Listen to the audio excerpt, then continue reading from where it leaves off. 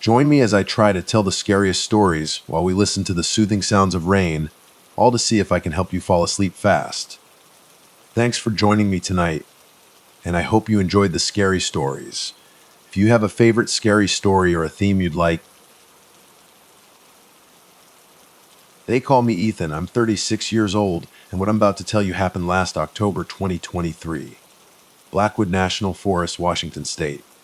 Even now, months later, I wrestle with whether it was real or some kind of twisted nightmare brought on by isolation. But I have to share it, if only to warn anyone foolish enough to seek the kind of solitude I craved in that place. I moved to Blackwood a few months before everything went sideways, escaping the East Coast rat race.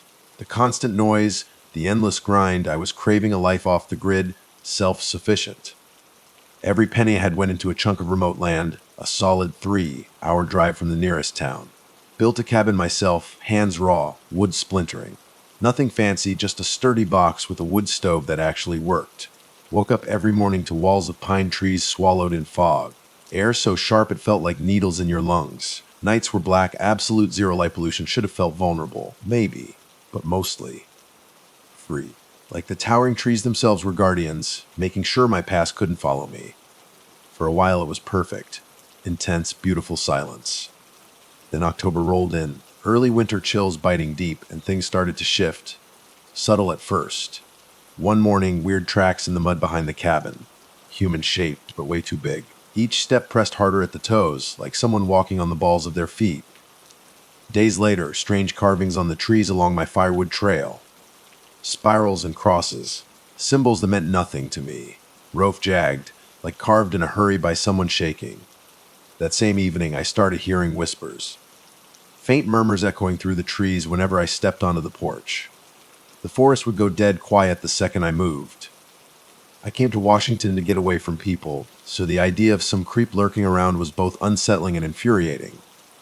Tried to rationalize it, hunter marking his territory. Kids playing pranks. But this nagging feeling, deep in my gut, that something was seriously wrong wouldn't let go. Especially after I started catching glimpses of a dark shape at the edge of my property. That's when I met him. Supply run to the tiny town store maybe every 2 weeks. He was standing near the entrance, beat-up boots, threadbare coat. Dark hair, eyes that burned green like a predator's gaze. Introduced himself as Damien Root. Hypnotic voice, weird mix of soft and tense, made the hairs on my arms prickle. Cold out here, he said. Waiting for a ride, but doesn't look like anyone's coming my way. Asked if I could give him a lift, said he was camping out a mile from my place, truck busted down on some back road. Quick smile, felt both genuine and off. I hesitated. Something about him screamed wrong, but I'm a sucker for anyone who looks like they need help. Reluctantly agreed. On the drive back, Damien was all charm, polite chatter, raving about the scenery, asking how long I'd been out there, if I liked the isolation. But every now and then, he'd glance over, and that flicker would be back in his eyes, like he knew something he wasn't saying. Pulled up near my cabin, realized it was late, pitch black. Couldn't just dump him in the woods, and maybe I was just starved for human contact. So I invited him in for a hot meal off of the couch. His grin widened. You're too kind. Voice smooth as ice. Sent a shiver down my spine. Seemed harmless enough. Until the next morning. Chopping firewood, I saw fresh tracks in the dirt near the back of the cabin. Same weird footprints from before, like someone had been hanging around. Stared at Damien through the window, sipping coffee. He looked right back, and for a split second, I swear his eyes glowed red. Impossible red. Blink paranoia, or I told myself. But the unease in my gut just festered. Damien stuck around for days, excuses about his truck. No way to hike out alone. He was witty, easy to laugh with, but it always felt forced. Nights were worse, disturbing dreams. Half-buried trees, bloody carvings on wood, flickering shadows that twisted into horned shapes. Woke up drenched in sweat, heart hammering. Supply run. Time to hit town, ask around about Damien. Tinny grocery hardware store run by Sarah Miller, also a forest ranger. No one else wanted the remote patrol routes, so she did double duty. Sarah was tough, practical early 40s, ranger uniform most days. Sharp gray eyes that had seen too much. Listened quietly as I asked about Damien. Did she know a guy calling himself Damien Root? Question tightened her jaw. Never heard of him. Not officially, not locally. Then she asked why I looked so spooked. I told her about the footprints, the symbols, the feeling of being watched. Sarah's face darkened. This area had a history, she said. Weird incidents, disappearances that went cold, remains found in impossible places. But reports got buried. That's how it worked out here. Forest, reputation, tourism, all that mattered. Conversation left me cold. On the way out, Sarah pulled me aside. Be careful, Ethan, she warned voice low. Some folks out here aren't just off-grid. They got secrets, dangerous ones. Back at the cabin, Damien was at my table, sipping tea like nothing was wrong. Decided not to confront him yet. Needed more info. That evening, unexpected visitor. Ben Carter, another off-gridder, knew him in passing. Early 50s, always talking, always chewing on a straw. Old leather jacket that reeked of smoke and whiskey. Never came around without a reason. But tonight, he showed up with a forced grin, jerky in hand, small talk about hunting trails. Introduced him to Damien. Something about their interaction made my skin crawl. Quick, hard stares. Ben's forced cheerfulness stiffened. Damien, though, just kept smiling, that disarming smile. Ben didn't stay long, chores to do before dark. Walking out, he gave me this weird look, couldn't place it. Warning. Pity. Slept like crap. Woke around 2 a.m., nature calling. Frosty ground crunching under my boots, milky half-moon overhead. Forest alive with night sounds. Hitting back, flicker of movement near a clump of trees. Crouched low, moonlight showing a silhouette. Arms raised like in worship. Same posture, same lean build as Damien. Froze, hoping I was wrong. Then I heard it. Words I didn't understand, voice rougher, harsher than his usual soft tone. Heart hammered. Crept back to the cabin, locked the door. None of my business, I told myself. But instinct screamed danger, real danger, inside my home. Days later, I followed those footprints. The ones behind the cabin led me deeper into the woods than I'd ever gone. Or colder, thick smell of damp earth, old pine. Our inn. Something glinted in the undergrowth. Scattered belongings, torn clothes, wallet, cracked phone. Dug around, stomach twisting, human bones. Nearby. Hoff buried, bleached white in places. Scene felt warped. Arranged, all ritualistic. Anguish hit me like a punch. Not a hiker, not a detective, but this was someone's end. Violent end. Bile rose in my throat. Ran back to the cabin, mind spinning. Part of me wanted to call the cops. Part of me remembered Sarah's warning. Local authorities burying reports. Forest reputation. Talk to Sarah first. Show her the spot. She was trustworthy. Damien wasn't inside when I got back. But in the corner, something new. Crudely carved shape in the wood beam. Horned figure. Same swirling pattern from the trees. Knees almost bucked, that symbol. Now defacing my cabin, hours later, Damien strolled in like he'd been picking berries. Confronted him. Told him to leave. He smiled. That unnerving smile. I've been waiting, he said softly, not answering my question. Waiting for what? I snapped, trying to stay calm, just shook his head. Evening, knock at the door. Sarah. Jacket unzipped. Flashlight in hand. Asked if I was okay, said she'd been worried since my visit. Told her about the bones. Damien sat quiet in the corner, watching us. Sarah's gaze flickered to him. Open suspicion. He gave a small nod. We all have secrets, Ranger Miller, he said. Something in his tone made the flashlight in her hand waver. Forced calm, Sarah turned back to me. There's a lot happening in these woods, Ethan. Voice measured.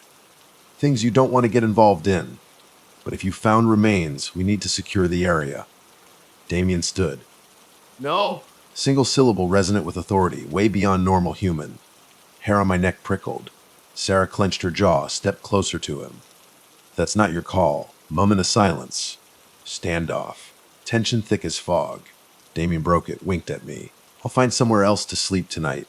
Walked past Sarah, door clicking shut behind him. Suddenly realized I was shaking. Sarah said she suspected more than just random violence. Old local legends, she hinted. Whispers of something demonic walking in human skin.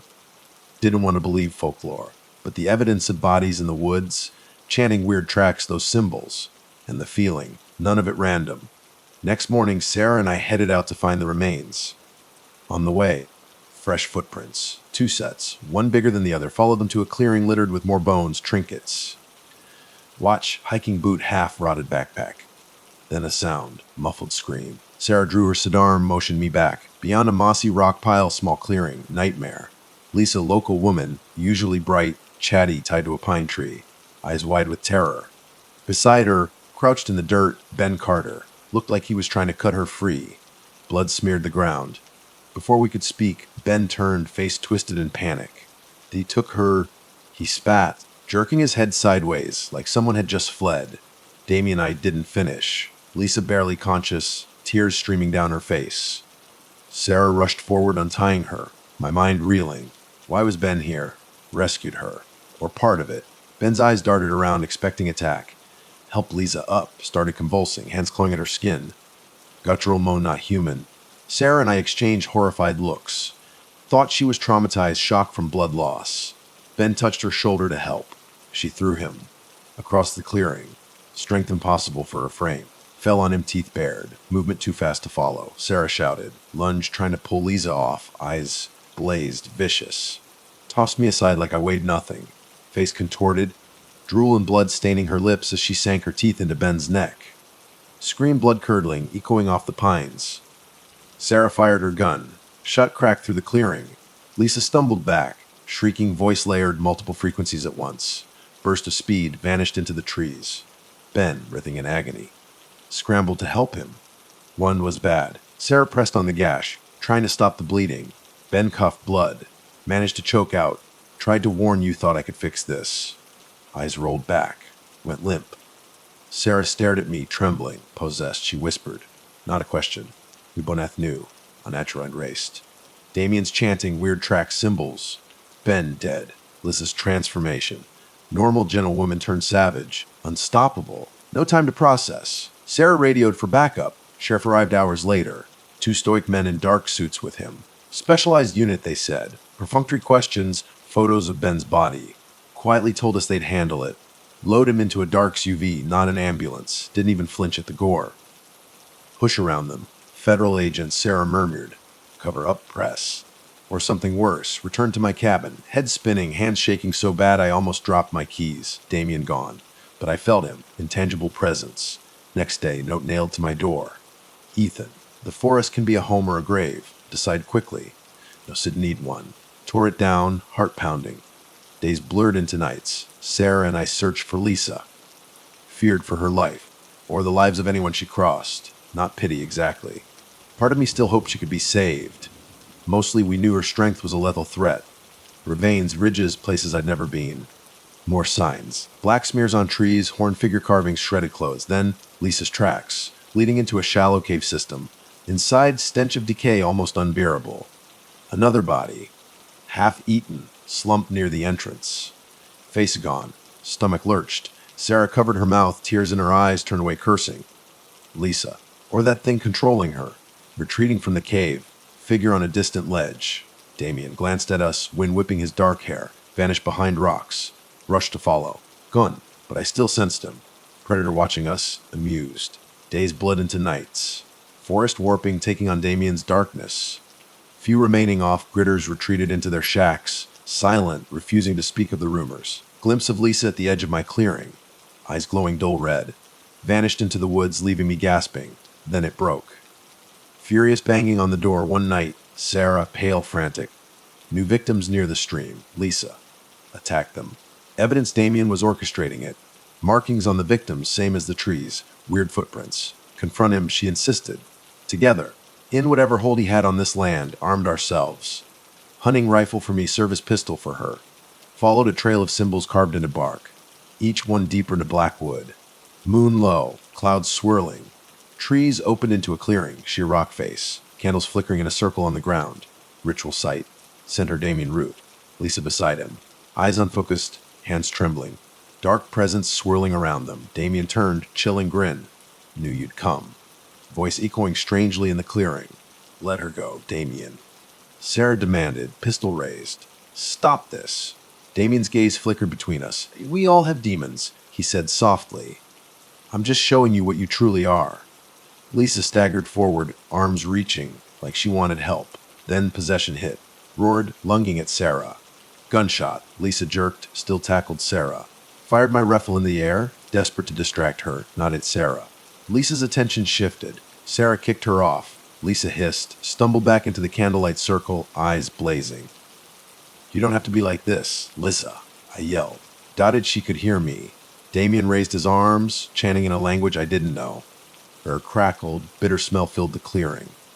Lisa collapsed, shrieking. Pressure in my skull unimaginable, like something trying to claw its way into my mind. Sarah fired again, aiming at Damien. Stepped aside impossibly fast. Preternatural reflex. Sarah and I exchanged a look. Straight fight would lose. She nodded. Rushed Damien different angles. He laughed, twisted layered laugh like a dozen hissing snakes. Lisa convulsed, foam at her lips, arms flailing. Damien eyed her with contempt, turned to face me. We collided. Shoulder slammed into his chest. Tumbled to the ground. Grappling in the dirt, flash of red in his eyes. Snarl, no trace of the calm persona. Wrestling something not human. Words nonsense clawing at my mind. Panic choked me. Sarah circled, kicked him hard in the ribs. Sharp hiss, seized the chance, pressed the rifle muzzle to his chest, shaking too hard to aim. Corner of my eye, Lisa. Standing bent at an impossible angle. Rushed me terrifying speed. Braced myself. Tear me apart. Last second jerked to a halt. Something fighting back. Spit blood collapsed. Damien twisted free. Rose, fluid, untouched. Glared down at Lisa disappointed. Sarah raised her pistol. Moved again. Unnatural speed. Vanished into the dark. Silence. Lisa's ragged breathing. Tried to help her. Ashen. Eyes rolled back, mumbling coherent. Then limp dead. Unconscious. Sarah checked pulse. Faint. Get her out. Medical help. Break the possession. Lifted her. Black SUVs. Headlights cutting through the trees. Men in dark suits. Same ones who took Ben. Barking orders, step back, confiscated our weapons. Loaded Lisa onto a stretcher. Sarah demanded answers. Flash credentials. Taking over the investigation. Last man approached us softly. Best you forget what you saw tonight. For your own safety. Stomach twisted. Looked at me like I was disposable. Witness to silence. Sarah protested. Man stepped closer. Faint whiff of stale call on cigarettes. We've been watching you too, he said. Believe me. Some truths aren't for the public. Let it go. Disappeared into the forest with Lisa. SUVs bumped away, headlights shrinking, swallowed by darkness. Sarah and I stood there, stunned, hearts pounding, close to stopping Damien, saving Lisa. Lost, something bigger, secret beyond us. Following days, official press releases. Wild animal attack, Ben's death. No mention of Lisa. Damien vanished. Dreadful feeling he was still out there waiting. Forest, no sanctuary, cursed. Left. Packed essentials, old pickup. Abandoned the cabin. Sarah can't say goodbye. Expression conflicted. Ranger days numbered. Seen too much, illusions shattered. Last night dream. Distant fire, Damien's voice, calling my name, mocking. Woke in cold sweat, convinced he was at the window. Morning didn't wait. Started truck left. Escalate. Don't know. Close my eyes, Lisa's face, Ben in blood, Damien's red-eyed glow. Cryptic men. Stench of cover up. Part of me wonders Damien the devil himself, or just a man possessed. Something ancient, malevolent, roaming the deep woods. Feeding on desperation. This is what happened in Blackwood National Forest. Nightmare's guilt. Should I have done more? Forced the truce. Fear still lurks. Nobody would believe me. Forces orchestrating this powerful. Uneasy hush, quiet acceptance, abrupt closure. Well-practiced pattern. Something at work in those woods. Many faces. Free, if you're ever near Blackwood, be careful. Pines are lovely, air crisp, but darkness clings to the soil. Watch for tracks, strange carvings. Watch the edges of your campfire light. Man with dark hair, unsettling eyes. Don't let him close. Don't offer shelter. Don't follow him into the shadows. Some evils, once invited in, won't let you leave easily. My name is Ethan. Worst mistake of my life. Living with the terror, only solace I got out. Physically. Part of me never did. Some nights, hear Damien's voice, silent woods, echoing in my dreams, reminding me, Blackwood, tip of something larger, infinitely darker. Pray no one else answers that call. My name is Alara Vance, and I was staring down the barrel of 32 when the Blackwood Forest incident ripped apart everything I thought I knew.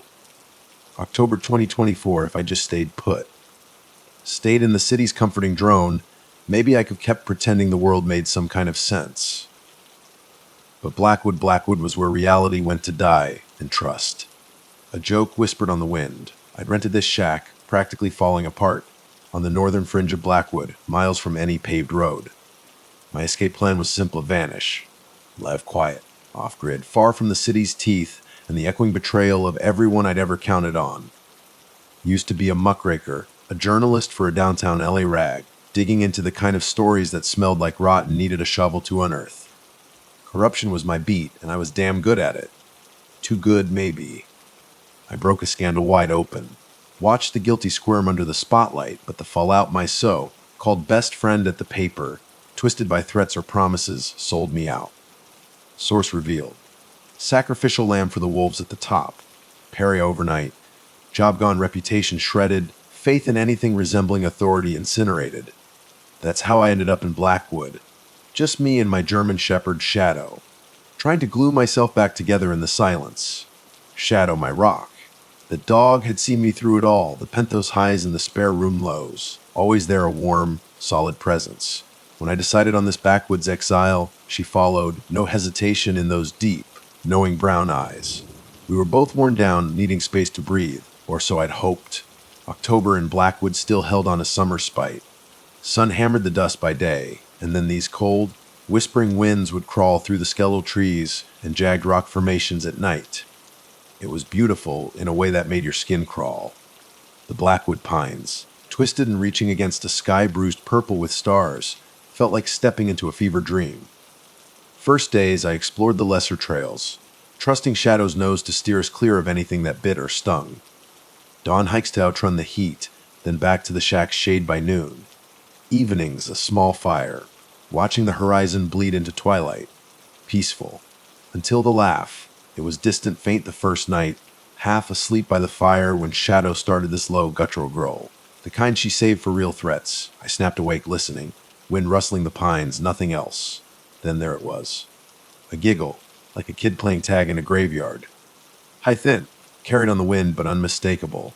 Grabbed my flashlight, heart hammering, swept the beam into the darkness. Shadow, ears flat, every muscle coiled, but nothing. The latter faded, and the rest of the night stayed silent, but the silence felt wrong.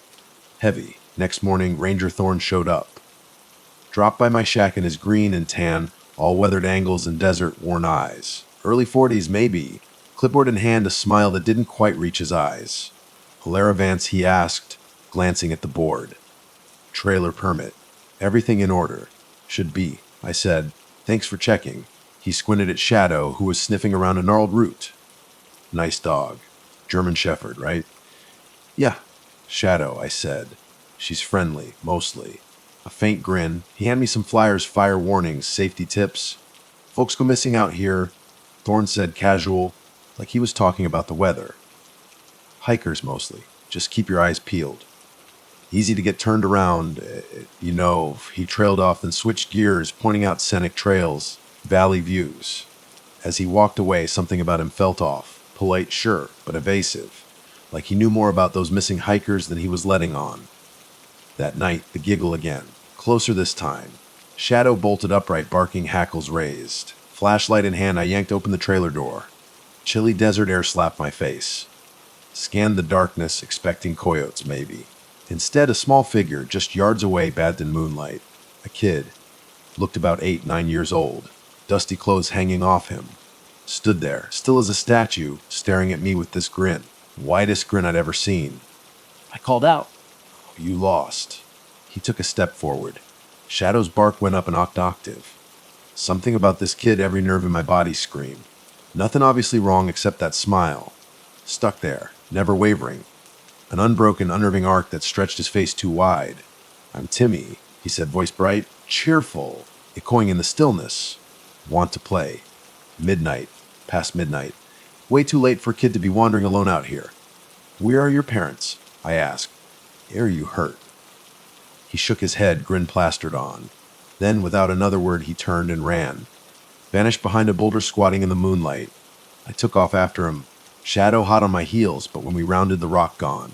Just open desert, nothing. Like he'd dissolved into the night. Felt like the world had tilted on its axis. Next day, I hiked a trail winding up a low ridge dotted with scrub brush. Part of me hoped to run into Thorne, anyone, to ask about a kid named Timmy. Trail was deserted. Midway, Shadow tugged on her leash, veered off path, whining, barking. Followed her through a tangle of low cacti, and then I saw it. Old campsite. Tent collapsed, half buried in the dirt. Battered hiking boots scattered near me, one upright, the other torn. Ripped jacket stiff with age crumpled in a corner. Shredded backpack, faded name tag. Knelt down to read it. J. Jack Hobbs. Dust coated everything. Then I shifted the backpack. A handful of bleach bones spilled out from underneath. Jumped back, stomach churning. Couldn't tell if they were human. Small, but heart-hammered. Someone had died here, or been attacked. But the state of the site felt like it was old. Or maybe not. Snapped photos of my phone. Maybe Thorne could ID them. But calling the authorities' investigation. Trapped again. Enough crook cops in my past. Still, if it was a murder scene, couldn't just walk away. Decided to talk to Thorne first. That afternoon, I bumped into Maya Sharma, local guide. Small, wired woman in her late 20s, leaning against her Jeep near the visitor center, digging through pamphlets. "You're Alara, right?" she said, friendly wave. "Heard you're out by the old trailer park, near the boulders." "Yeah," I said. "How'd you know?" "Thorne mentioned a new resident. Not many folks settle out that way." Maya grinned. "I'm Maya. Guided tours, history stuff, that kind of thing." She frowned, looked me over. "You look rattled. You okay?" Hesitated, then told her about the campsite, the bones. Her face paled. "Heard whispers," she murmured. "Weird stuff out there. Disappearances, strange sightings. Old-timers talk about a child ghost, or a thing, depending on who's telling it. Appears as a little boy. Name's Timmy, they say. Folklore, probably. But folklore starts somewhere, right?" Told her about seeing the kid. That grin skin crawled just remembering it. Maya looked genuinely spooked, but offered to help. "Want me to come check out the campsite? Got a local map. We can see if it matches any missing hiker files." We drove out there, but the desert wind had shifted, sand drifting, blurring everything. Backpack buns, almost buried again. Maya carefully brushed away sand just enough to see the remains. Swallow hard. "I'll let Thorne know," she said, voice tight. "Rangers need to see this before sunset." We parted ways. Hiked back alone with shadow, night falling, heavy dread settling in my bones. Maybe just camper bones, animal bones. Try to rationalize it. But the kid Timmy, what was he doing out there? Why show up near my shack? Later, that evening, Thorne showed up unannounced, banging on my trailer door. Nervous energy radiating off him. "Maya told me you found something. Let's go take a look." Now, shrugged on my jacket, grabbed my flashlight, led him back to the site. Sun gone, blackwood pines silhouetted against the moonlit sky, swaying like skeletal fingers. Thorne crouched down, examining the half-buried campsite with this detached gaze like he'd seen it all before, and then some. Deep breath. "Matches some old stories," he finally said. "Been a few missing hikers. One was Jacob Collins, school teacher. Never found the body, 4 years ago." He paused. "Vanishings happen out here. People blame the desert, heat stroke, dehydration, you name it. But Alara, there's more. Some talk about smuggling routes, human trafficking. We're close enough to the highways. Forest can be a good hideout. Traffickers." The giggling kid flashed in my mind. Could criminals use a child to lure victims? Insane, but so was a demon kid. Either way, terrifying. "What are you going to do with this?" I asked. "Officially. Report it," Thorne said. "Boot feeling is not much will come of it. Resources stretched thin, and certain people, they like to keep the park's reputation clean. Tourism, you know. Missing hikers gets hushed up, hoshed up. Look familiar. Anger coiled in my gut. We walked back to the road in silence, parted ways in my trailer. Didn't trust Thorne completely, but no better allies right now. Except Maya. Couldn't sleep that night. Stood outside with shadow, scanned the darkness for any sign of Timmy. Quiet. Dead quiet. Until midnight. Then a scream, off in the distance. Started low, then ripped through the silence, echoing across the rocky plains. Adrenaline spiked. Jumped in my old SUV, shadow barking excitedly in the passenger seat. No idea what I'd find or if I'd regret going. Dirt road narrow, snaking between massive boulders. Headlights cut through the dark, illuminated a figure stumbling across the sand. Maya, wide-eyed, panting, hair a mess. Slammed on the brakes. "Maya, what happened?" She clutched the car door, breath ragged. Heard child laughing, she gasped. Thin men. Grabbed me. Armed. Slipped away, think they're carrying something, someone. Oh God. Alara traffickers. Headlights swept around the bend behind her. Black pickup truck. Roaring into view, dust cloud billowing. Yanked Maya into the passenger seat. Hold on, floored it. Truck on our tail, bouncing over the dirt, desert blurring past. Heart hammered against my ribs. Bullets pinged off the rocks. Shadow barked, truck's beams reflecting in her terrified eyes. Loosed them by veering into a narrow crevice between giant rocks. Pickup screeched to a halt behind us. Killed the engine lights. Silence. Men got out, searching with flashlights. Beam grazed the trunk. Held my breath. After what felt like forever, curses, truck doors slamming, they were gone. But the shouts, the gunfire stayed. Maya started to cry. T, they had a kid. Don't know if it was your boy, heard the louder. So wrong letter, though. Alara. Working together. Kid's a decoy. Luring people in. I waited till it was safe, drove Maya back to her place near the park boundary. Insisted she'd be okay, but she was shaken to the core. Agreed to talk to Thorne, see if rangers, sheriff, anyone could intervene, but doubt not. Real criminals, or something worse. More than a tourist town wanted to handle. Woke early next morning, back to where Maya was grabbed. Fresh tire tracks, footprints, signs of a struggle. Shoe marks in the sand, broken branches, something that looked like dried blood. Shadow sniffed the ground, anxious. No cell signal. Decided to head for the ranger station, find Thorne, get backup. Almost tripped over a rag piece of cloth. T-shirt, maybe. Smeared with blood. Bagged it uneasy. Near the path. Shallow indentation like something dragged. Mind spun. Possibilities, each more horrifying. Ranger station. Thorne was there with a tall man in a plain black suit. Agent Sterling, FBI, he introduced himself. Stomach dropped. FB in Blackwood. Miss Vance, Thorne said, tight-lipped. Agent Sterling's here about the missing persons. We're cooperating fully. Sterling nodded curt. Reports of smuggling activity in these remote areas. Deserts a corridor. We appreciate your help. Didn't trust Sterling any more than Thorne, but handed over the cloth, told them everything. Thorne listened, glancing at Sterling. Mentioned Timmy. Agent's expression flickered recognition. Worried, then blanked. Thank you for your cooperation, Sterling said briskly. Turned to Thorne. Keep this under wraps. Don't need public panic. Blood boiled. People are dying. I snapped. Can't just bury this. Campsick murder evidence. Sterling's gaze sharpened.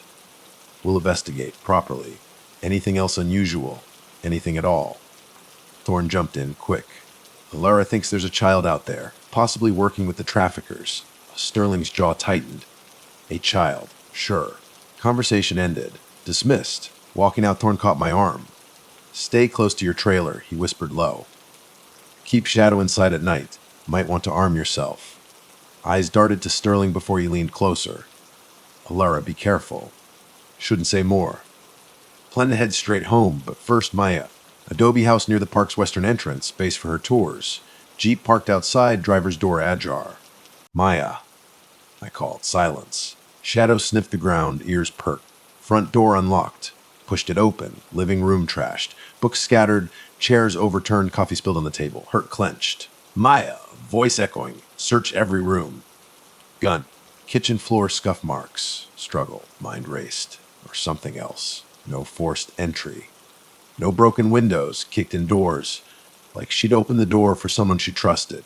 Or someone who didn't need force. Dialed her number. Voicemail panic. Anger surged. Called Thorne. No answer. Ranger station. No response. No one else to turn to. Grabbed Maya's Jeep keys from a hook by the door. Drove her Jeep back toward that boulder-strewn track. Shadow in the passenger seat, ears forward. No plan. Just desperate need to find my friend. Sun beat down merciless. Rough trail, dust swirling. Path open into a wide basin. Bizarre rock piles in the distance. Spotted movement. Someone crouched near cacti. Killed the engine, got out quiet. Shadow at my side. Closer Thorne. Hunched over figure lying in the sand, Thorne. I called softly. He whirled around, eyes wild. Lara, don't come closer. But I did. Throat tightening. Figure in the sand, woman. Limbs twisted wrong, eyes vacant. Dead. Recognized her face. Local guide. Seen her at the visitor center. Dark red gash across her temple. Stomach lurched. Who did this? I whispered, tears stinging. Thorne pressed his lips together, shaking his head. Found her like this. Escalation. Traffickers, whoever they are, getting violent. FBI on the verge of. Noise cut through. Raspy breathing behind a boulder. Motioned Thorne to stay put, circled around, shadow following. Peered around the rock. Local desert rat type. Skin lithered by sun, eyes glassy. crouched in this twisted position, then lunged, screeching something gibberish. Shadow jumped between us, snarling, man's ice madness, or something else. Thorn came running, yelling at the man to calm down, but the man's face contorted malevolent grin. Timmy's grin. Then, shockingly, turned on Thorn. Knife from his belt buried it in Thorn's shoulder. Blood spurted. Thorn cried out, stumbled back, grabbed a fallen branch, swung it at the maniac's head. Blow landed, knocked him sideways. Snarled like an animal, rising again. Shadow bared her teeth, lunged, clamped down on his forearm. Knife clattered to the ground. Howl, and then flicker in his eyes. Shadow, twisting behind them. Then he laughed, hollow, chilling laugh. Timmy's laugh, child-like but coming from this grown man. Desperate struggle. Man shoved Shadow off, bolted across the desert. Inhuman speed. Thorn, pale, shock, hands pressed to his bleeding shoulder, panic gripping me. That man't. Thorn, possessed. No other way, a mind-drilled possession. Nonsense. Nonsense! Right, but Timmy's grin, disappearances, man's outburst hammered at skepticism. Helped Thorn to my car. Nearest ranger substation. Agent Sterling was there, calmly scrolling on his phone. Saw Thorn bleeding, motioned for a paramedic waiting outside. As they treated Thorn, Sterling pulled me aside. Look, Miss Vance, he said quietly, scanning to make sure no one listened.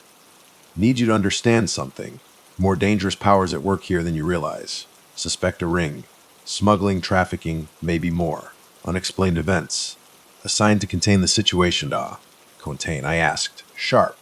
People are dying. Maya's missing. That's containing. Expression cold. Trust me. Not normal criminals. Something else fueling them. Can't have mass hysteria. Keep it out of headlines. Investigate quietly. Do what we must. Before I could argue, he stepped away. Paramedics. Anger flared. Cover-ups again. But this felt supernatural. And Maya's still missing. Left Thorn with paramedics, climbed back in Maya's Jeep with Shadow. Desperation returned to the desert. Deeper this time. Park near craggy hills, search caves, hidden traffickers, possessed man hiding somewhere reckless. But couldn't leave Maya. Dusk settled, desert glowed red. Shadow and I climbed rocky slopes, wind whistling eerie through the brush. Then, heard it, faint echo of a scream. Blood iced. Followed the sound, scrambling through boulders, hidden ravine. Small opening, natural cavern. Crouched, ear to the darkness. Another scream muffled, heart pounded. Crawled inside, Shadow right behind. Flashlight beam, cramped space, sandstone walls. Cavern widened, crept forward, dust stirred, shape lunged from the dark. Man, wild eyes, knife, slashed, ducked. Shadow snarled, lunged, forcing him back. Flashlight beam. Second figure in the gloom. Woman tied up, gagged. Maya! Moan, thrashing. Man advanced again, snarling gibberish. Swung flashlight, cracked him across the jaw. Grunt, sideways fall. Raked my arm with the blade. Pain burned, adrenaline surged. Grabbed a rock, hammered it down on the man's temple. Limp body. Shaking, rushed to Maya, undoing knots, shadow guarding. Maya sobbed, leaning against me, relief. Wrists raw, bleeding. They said a boy told them where I lived. Believe guide. Oh God, Elora helped her outside, wanting light. Trembling, collapsed on a stone. More of them, she managed. Arm, they broke off, face contorted. Terror, needed to leave. But blood ran cold, footsteps outside, multiple. Light, almost playful. Timmy. Turned off flashlight, signaled my silence. Ducked behind a boulder, cave entrance. Shadow crouched tense. Faint evening glow, handful of men in the cavern mouth. Faces pickup truck chase. And in front, Timmy, smiling. That grin hardly breathed, raw, instinctive fear. Men hardened criminals, but vacant glassy stares. Enthrallment. Timmy scanned the darkness. Face half lit by setting sun. Lilting, sing-song voice, I know you're here, Alara. Time to come out. But Maya squeezed my hand, bones cracking. Man raised flashlight, sweeping cave walls. Slowly. Edged toward us. Gun and jeep uselessly far. Mind race, I fight them all. Roar shattered the tension. Behind the men, another figure. Possessed man. Stabbed Thorn. Eyes burned. Same malevolence as Timmy. For reasons attacked the criminal savage force. Chaotic struggle. Shouts, screams, wet crunch of bone. Dust. Confusion. Mayami seized the moment. Yanked her toward exit. Sprinted, stumbling down rocky slope, twilight fading. Behind us, fighting gunshots, possessed man howling, and above it all, Timmy laughing. Glance back. Child standing amid violence, grin unwavering. Amusement. Made it to Maya's jeep, hearts pounding.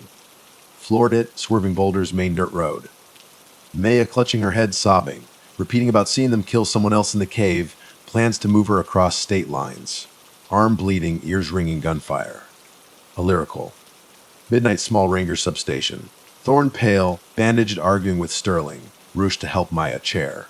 Frantic, breathless account. Cave. Sterling's face darkened. Grabbed radio, barked orders. "You're not going out there," I asked, shaking. "Search team." "We'll take care of it." Sterling, matter of fact. Book quiet about the child, understand. Word gets out, demon boy, never hear the end of it. Last straw. People are dying. I spat. Jobs to protect them, not bury truth. Sterling's eyes flashed. Jobs to protect the country from chaos, Miss Vance. Some truth's more harm than good. Think anyone believe possessed man, demon child. Left FBI handle it. Before I could protest, Sterling signaled me to leave. Paramedics carried Maya and Thorn away, medical treatment. Shadow followed, hackles raised. Early next morning, law enforcement descended. Unmarked UVs, perimeter around desert area, cave. Beyond that, out of sight. Drones, helicopters. Official statement. Drug traffickers sweep, nothing more. Try journalist friend, old paper. Blow story open. Every time disconnected, pressured silence. Local sheriff's office, no comment. Sterling's people. Matter resolved, threat neutralized. Refused to say how. No child, no dead bodies, possessed man, Maya's kidnapping, except she was found unharmed. Within days, cleaned up. Terrifying efficiency. Evidence. My wounds, Maya's trauma, Thorn's bandage, haunted memories. Return to the trailer. Official envelope pinned to the door. Eviction notice. Area reclaimed for conservation. Non-essential residents vacate immediately. 2 weeks. Packing, Thorn appeared, arm sling. Folder, documents, maps, old photos. Sterling's office, he whispered. Records of other incidents. Child sightings. Described just like you did. BI knows, can't explain it. Hush it up when people get hurt. What is it? I asked, flipping through documents.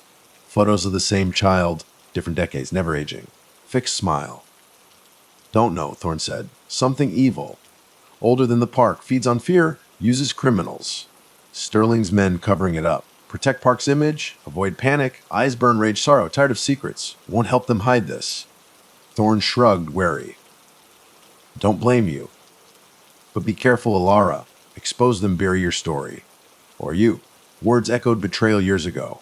Maya verge of breakdown, speaking out closure, but knew how unstoppable these cover-ups could be.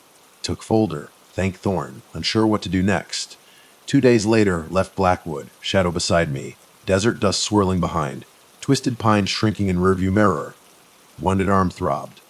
Nightmarish child's grin, never found closure. Unearthed horrors, human inhuman. Defied everything I knew. Don't know if Timmy survived FBI raid. Demon found new host. Someday another campsite. Half-buried remains, terror-laden whispers. Evil wears many faces, childlike, adult, official. Sometimes saviors ensure we never learn the truth. Still grappling with next move. Part of me send folders contents to every journalist. Blow it off. Demon or not, other part afraid. Already lost job, friends, nearly life, truth pursuit. Don't know how many more hits I can take. But can't stay silent. Maybe anonymous post. Slip it to someone won't back down. Power, guts, challenge system, dark secrets hidden. Blackwood taught me worse things than criminals, corrupt authorities, evil itself. Child smile.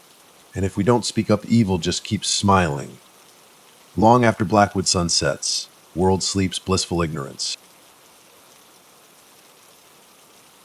They call me Finn, 34 years old, and October of 24 is when everything went sideways, deep in the Louisiana bayou, at a place that's now burned into my nightmares. I rolled up to that abandoned homestead 2 hours before sunset. The last stretch of road, barely a track, swallowed by weeds and vines. A mailbox, rusted and busted open, lay slumped on its side, no name, no number, nothing. Perfect. I'd been ghosting for 6 weeks. Construction gig went south, a shady deal with some backwater cops in Evangeline Parish. And suddenly I was a wanted man for something I swear I didn't do. My crew warned me, once those locals decide you're the one, it's prison or a swamp grave. I always thought I could handle anything, until I realized the guys hunting me weren't just cops, they were something else. So, I ran. Whispers led me to this old farm in the bayou, cut off, forgotten. No trespassers in decades, they said. Even the county tax records barely knew it was there. If the law wanted to find me, this place was a black hole. I shoved my truck behind a wall of dead oaks, hidden from prying eyes. The house loomed 2 stories, sinking like the ground was giving way. The wind carried a stench of stagnant, foul, like swamp water gone septic. I wasn't alone. A beat-up silver pickup was parked out front, and a spike of panic shot through me. Sheriff's men. Had they beat me here? I yanked my Glock from the glove box, tucked it into my waistband, and crept towards the porch. Planks groaned under my boots. Shattered windows, some patched with rotting ply. And then, at the door, a face I recognized from a lifetime ago in Evangeline, Caleb, Red Morrow. I'd crossed paths with Red and Evangeline Parish. Outlaw type, deep into the shadows, human trafficking rumors. Whispers of drug runs down the coast.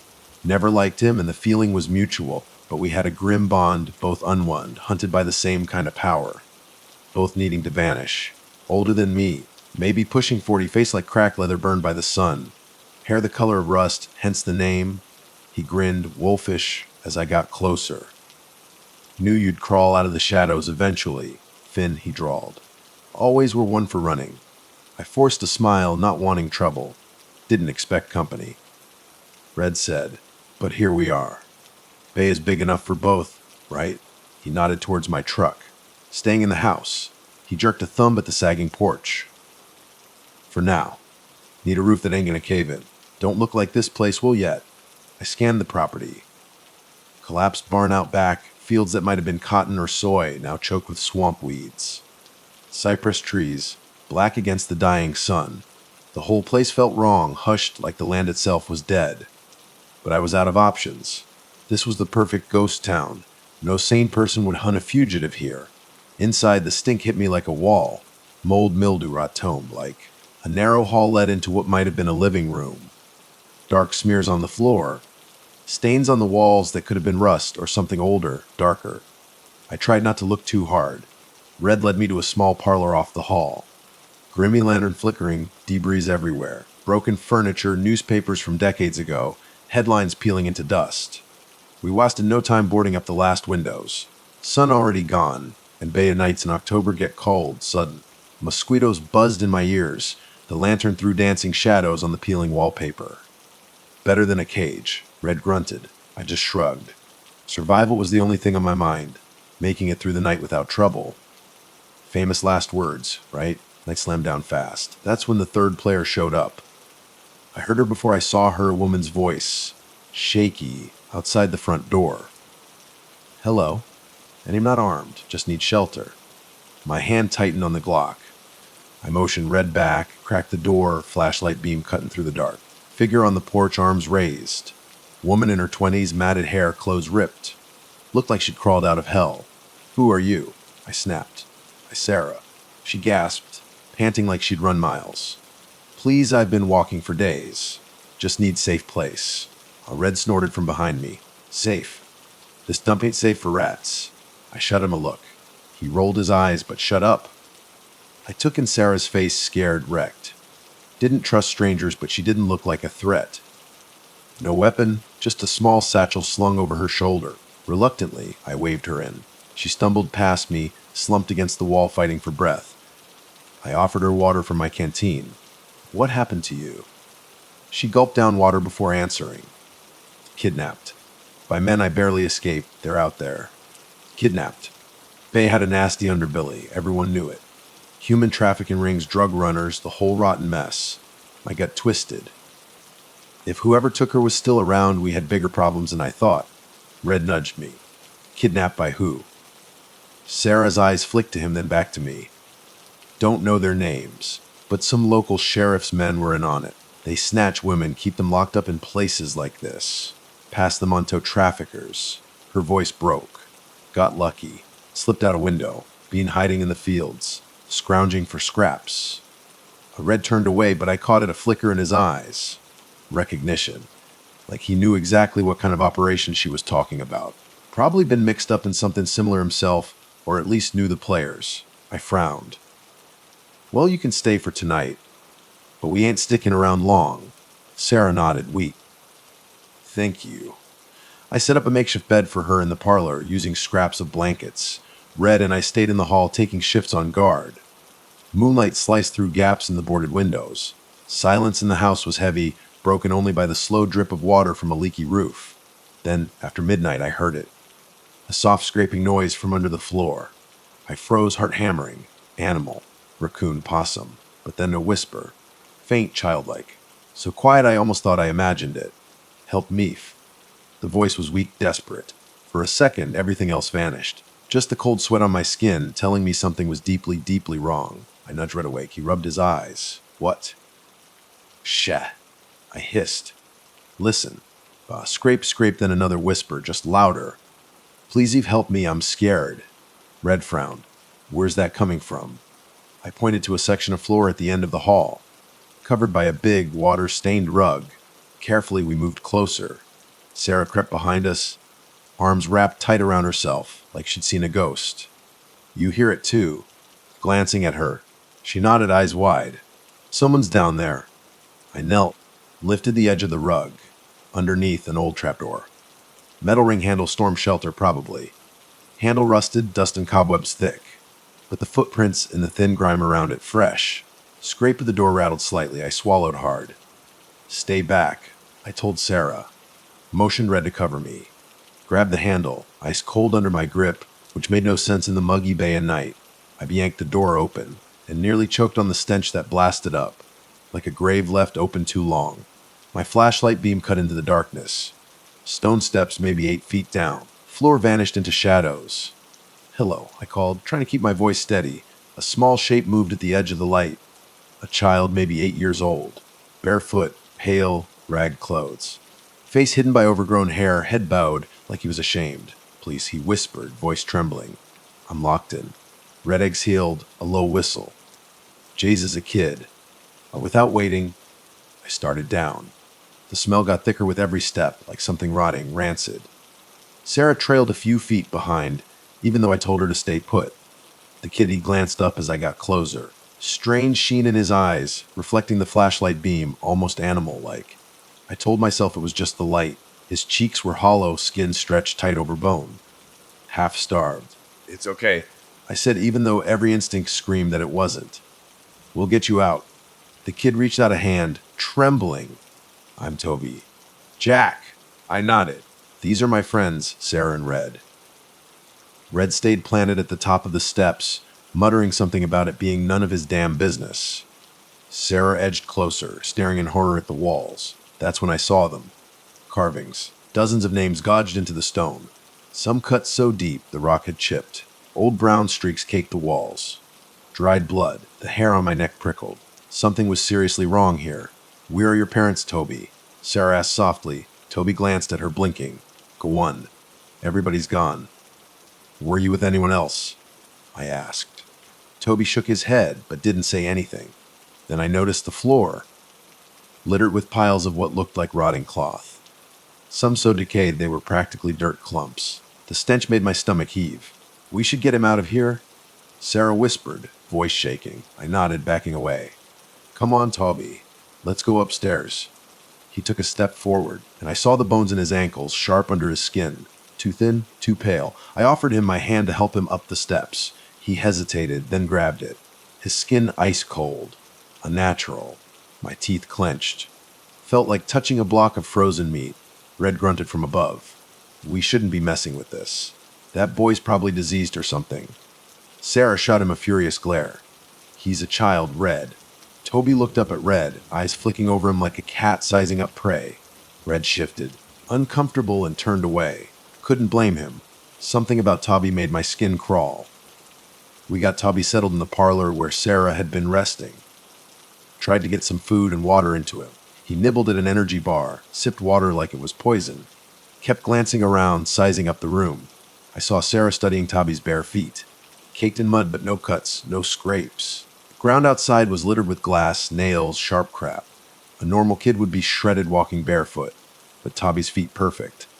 You must be starved, Sarah murmured, pushing the water closer. I'm okay, Toby said. His voice was small but calm, too calm. Red stood near the doorway, arms crossed, shooting me looks that screamed we should ditch this kid. But I couldn't just shove him back down into that hole. I asked Toby the basics, where he lived, how he got locked in the shelter. Nothing. Just shrugs, or don't remember. I could tell Sarah wanted to push, but she was spooked too. We decided to let Toby rest, figure things out in the morning. Nobody slept well. Every time I drifted off, nightmares slammed me awake, rotten bodies in the dark, something clawing at me with tiny bony fingers. Around 3 a.m., I heard footsteps in the hall. Slow, deliberate. Gun in hand, heart hammering. I got up. Sarah was sitting against the wall, wide awake. "He's walking around," she whispered, pointing to the hall. "Toby." I inched forward, peeked around the corner. Moonlight spilled through a busted window, lighting up Toby's frail form. He stood at the end of the hall, near the open storm shelter door, just staring into the blackness below. "Toby." I cleared my throat. "You okay?" He stiffened, then turned slowly. Moonlight caught his face, eyes reflecting again like an animal caught in headlights. He didn't say anything. I stepped closer, ignoring the dread crawling up my spine. "Why are you up?" He tilted his head. I was thirsty. I glanced at the open trapdoor. A wave of nausea hit me. "Let's get you back to the parlor." He didn't argue. Just walked past me, shoulders hunched, top of his head barely reaching my chest. Yet, for some reason, I felt a jolt of fear as he brushed by. I followed him back. Sarah stood aside to let him pass, gave me a look that asked a dozen questions I couldn't answer. Morning broke heavy. Fog draped over the fields. Daylight didn't make the place any less ominous. Boards on the windows did nothing to keep out the damp bone. Deep cold. Red was gone. Sleeping bag rolled up, but rifle and backpack missing. Alarm bells went off. I yanked open the front door. Pickup still there, but Red vanished. I searched the property. Found footprints leading away from the house, heading towards the cypress trees. Hunting, scouting, and Sarah was still with Toby, trying to pry details out of him. No luck. Just mumbled stuff about being trapped a long time, no parents, no guardians. Finally, I pulled Sarah aside. "We need to figure out what to do. It's not safe here." Sarah's eyes darted to the boarded windows. "I know, but I'm scared to leave. Those people, they could still be out there. And Toby, something's off." I let out a slow breath. "Yeah, I feel it too. But he's just a kid, right? Something about that shelter, about this whole place." She swallowed hard. "There were things down there, Jack. Bodies. I blinked. She nodded, face white. "I saw them in the dark. Clothed as bones. Horrifying." My stomach. I'd seen those cloth clumps, but hadn't let myself look too close. Corpse says my heart pounded. Who would do something like that? Sarah squeezed her eyes shut. Maybe the men who took me used this place too. I don't know. But Toby was locked in there with the dead. I didn't know what to say. Brain overloaded with questions. All I knew is we couldn't stay. Made up my mind. We were leaving by nightfall, with or without Red. Late morning, Red reappeared, limping like he'd twisted his ankle. Sarah and I were in the kitchen area, charred stove, busted cabinets, trying to find anything useful when he walked in, hands smeared with mud. Avoided my eyes. Happen asked. He spat on the floor. Ran into some trouble. Thought I heard voices in the woods. Men. Pulse sheriff's quicken. He shrugged. Could be. Saw a truck, no plates, parked by the old logging road a couple miles out. Didn't want to risk it, circled back. Sarah tensed. They're still looking for me. Red flicked her a scornful look. Maybe. Or maybe they're looking for me. Or him. Nodded at me. Don't matter who they want. Point is, we can't stay here. I agreed. But Toby complicated everything. Sarah wanted to take him. Red wanted to ditch him. I was torn. Guilt gnawing at me. Didn't want to abandon a kid. But Toby scared me in ways I couldn't name. By noon, decision made. Leave after dark. Less chance of getting spotted on the roads at night. Gave us time to rest, gather supplies, figure out wheels. My truck and Red's pickup both were running fumes. We'd have to siphon gas from one to the other. Then Toby vanished. Afternoon. 1 minute he was in the parlor, still as a doll on a shelf. Next gone. Sarah and I searched the whole first floor. Finally, I heard footsteps above us. Second floor. Rotten shape. Wood groaned under our weight. Prayed the whole damn thing wouldn't collapse. Hallway choked with dust, spiderwebs thick as curtains. Door at the end cracked open. Light spilling through a hole in the ceiling, child's bedroom, or what was left of one. Broken rocking horse on its side, toys scattered, so old they looked like museum pieces. Toby stood at the window, staring out at the fields. Back to us. Sarah spoke softly, Toby. He didn't move, I approached, stepping carefully over busted floorboards. Gently, I put a hand on his shoulder, body cold again, like the dead. Chills shot through me. What are you doing up here? I asked.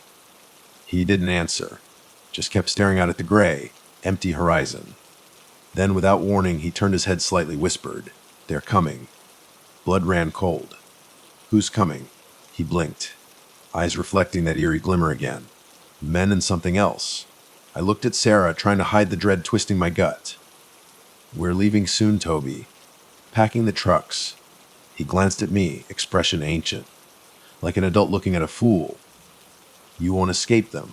My mouth went dry, didn't know how to answer that. Sarah gently guided Toby towards the door, but he stopped. I'm hungry, he said. He barely touched the food we gave him. There's more bars in the kitchen, Sarah said. He shook his head. Not that kind of hungry. We got him back downstairs, but the tension was thick, choking. Red-eyed Toby with open suspicion, like he was waiting for the kid to snap. I tried to focus on survival, filling canteens, checking my Glock. Sarah rummaged through cabinets, hunting for anything useful, rope, flashlights, maybe some forgotten cans of food. Late afternoon, first real shock hit. Sarah found a locked metal cabinet in a side storage room, pried it open with a crowbar. Inside are Polaroids, dozens of them. Men in uniforms, battered women, children.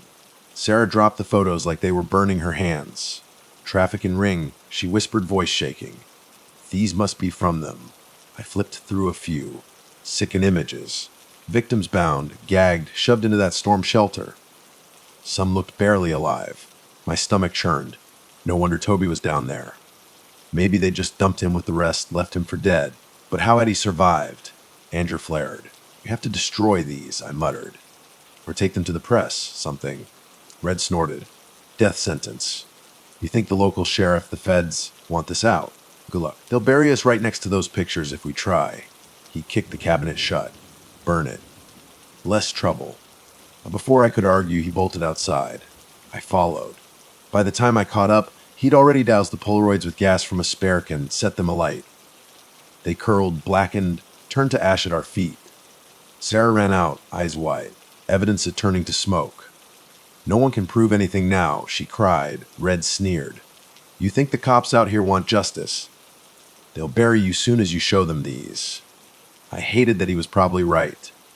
Still, we just torched our only shot at clearing Sarah's name, exposing this whole operation. Fists clenched, but we had bigger problems looming, like the possibility that armed men were hunting us. Evening coming on, sky flat, leaden gray. Thunder rumbled in the distance. Great, I muttered. Driving through a storm. In the parlor, Toby sat quiet, arms wrapped around his knees, watching us pack. Seemed more alert, less frail. Maybe the rest had done him good, but it felt wrong. Too calm. Sarah gently touched my shoulder. We can't just leave him, Jack. We won't, I said, even though part of me was terrified of Toby. Still. Couldn't leave a kid to whatever fate waited in this place. We take him. One of the trucks. Head north. Memphis, maybe. Find somewhere with less dirty cops. She nodded, grateful. But a cold doubt gnawed at me. Toby's warning you won't escape them. Did he know something we didn't? He real horror kicked in right after sunset. We were loading up the trucks when we heard an engine-heavy truck sound, coming down the drive. Red and I scrambled, killed the lantern. Sarah scooped Toby up, dragged him into the darkest corner of the living room. We peeked through a crack in the boards. Black SUV tinted windows. Rumbled down the overgrown drive, stopped near the porch. Two men piled out, both armed, one in a deputy's uniform, the other no badge but moved like a fed. Heart hammered. Sheriff, B. They were hunting something. Low voices near the SUV. Caught a snippet. Couldn't have gotten far. Handle this quiet. No one needs to know. Fear iced my blood. Sarah pressed closer, trembling. Toby just stared at the door, blank, unsettling calm. Red, crouched behind a busted armchair, glared at me like fight or flight was the question. I shook my head. Silence. 2 guns manageable, but radio for backup. We'd be swarmed. Stay hidden, hope they'd leave. Luck. Never been a friend of mine. They headed for the porch steps. Floorboards groaned under their weight. One of them whistled low, surveying the wreck inside, clutching my Glock tighter. Footsteps circled the house, searching. Then silence. Prayed they'd just get back in their SUV and drive. Then, boom, noise exploded. Hands up. Voice roared, single gunshot cracked the air. Body went cold. Pain screamed, then frantic scuffling. Red cursed under his breath, motioned me to follow. Next room. Trash dining area, stepping over broken chairs, peered out a side window yard.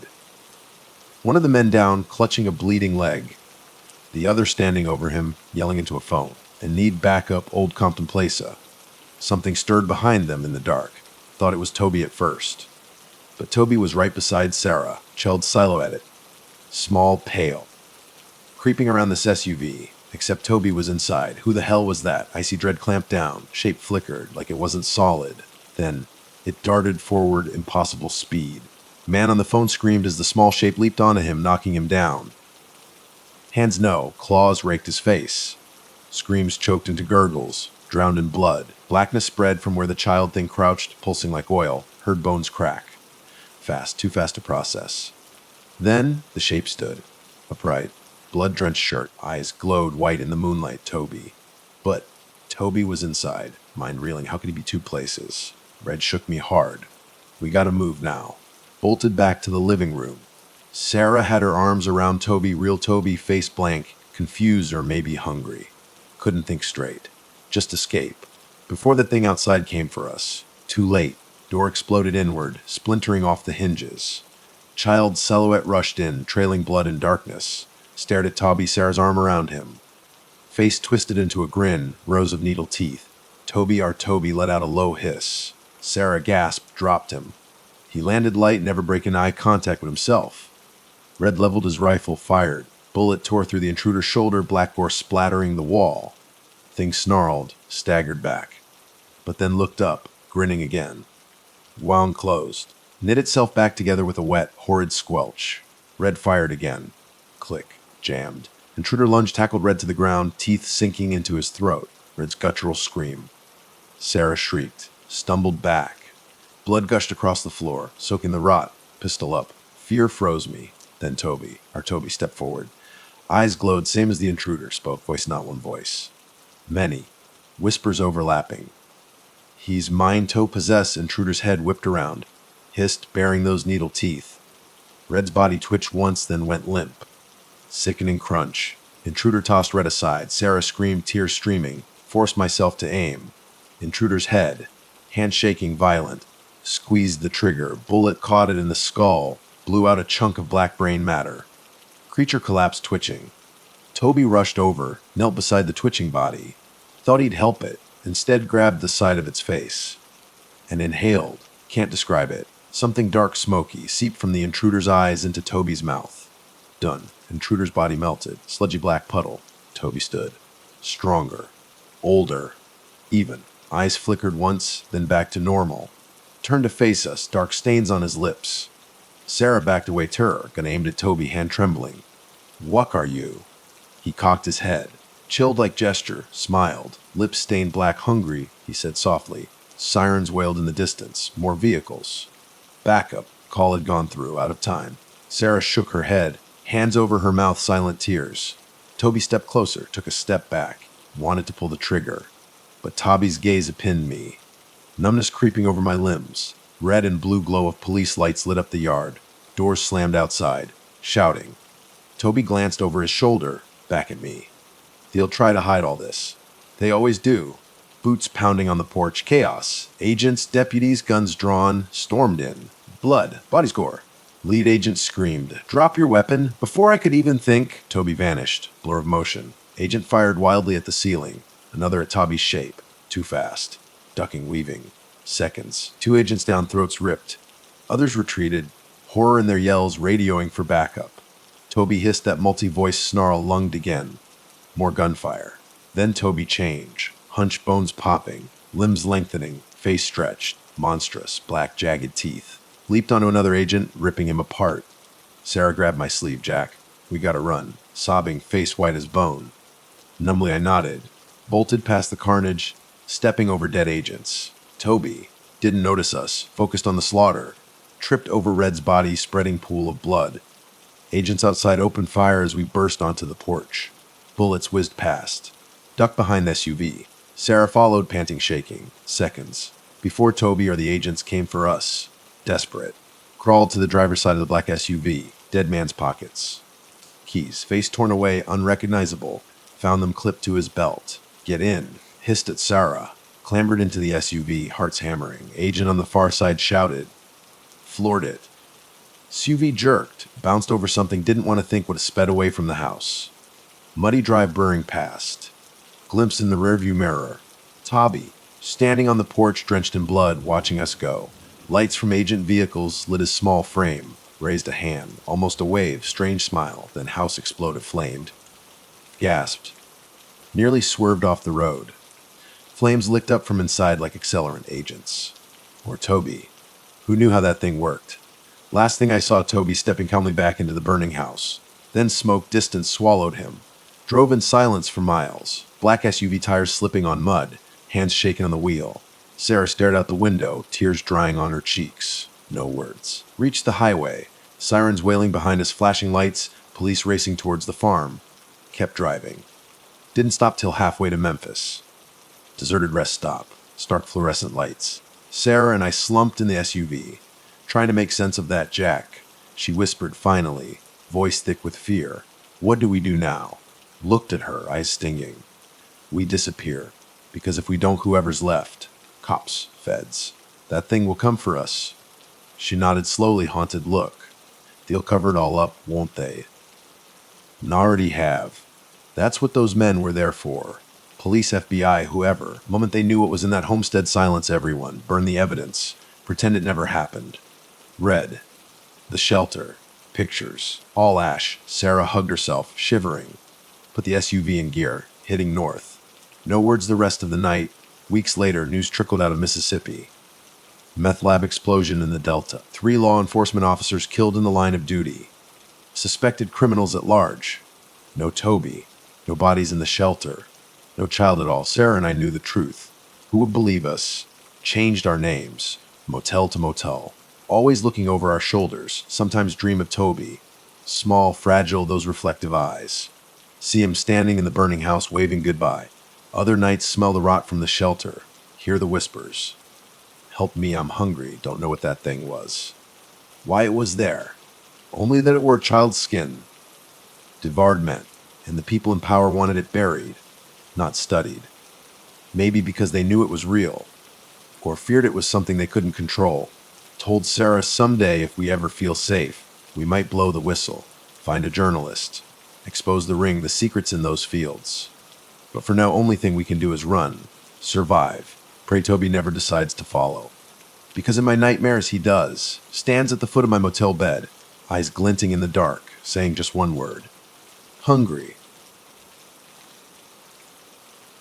My name is Sarah, and it's almost been a year since that night in the Black Creek Mire. October 2022.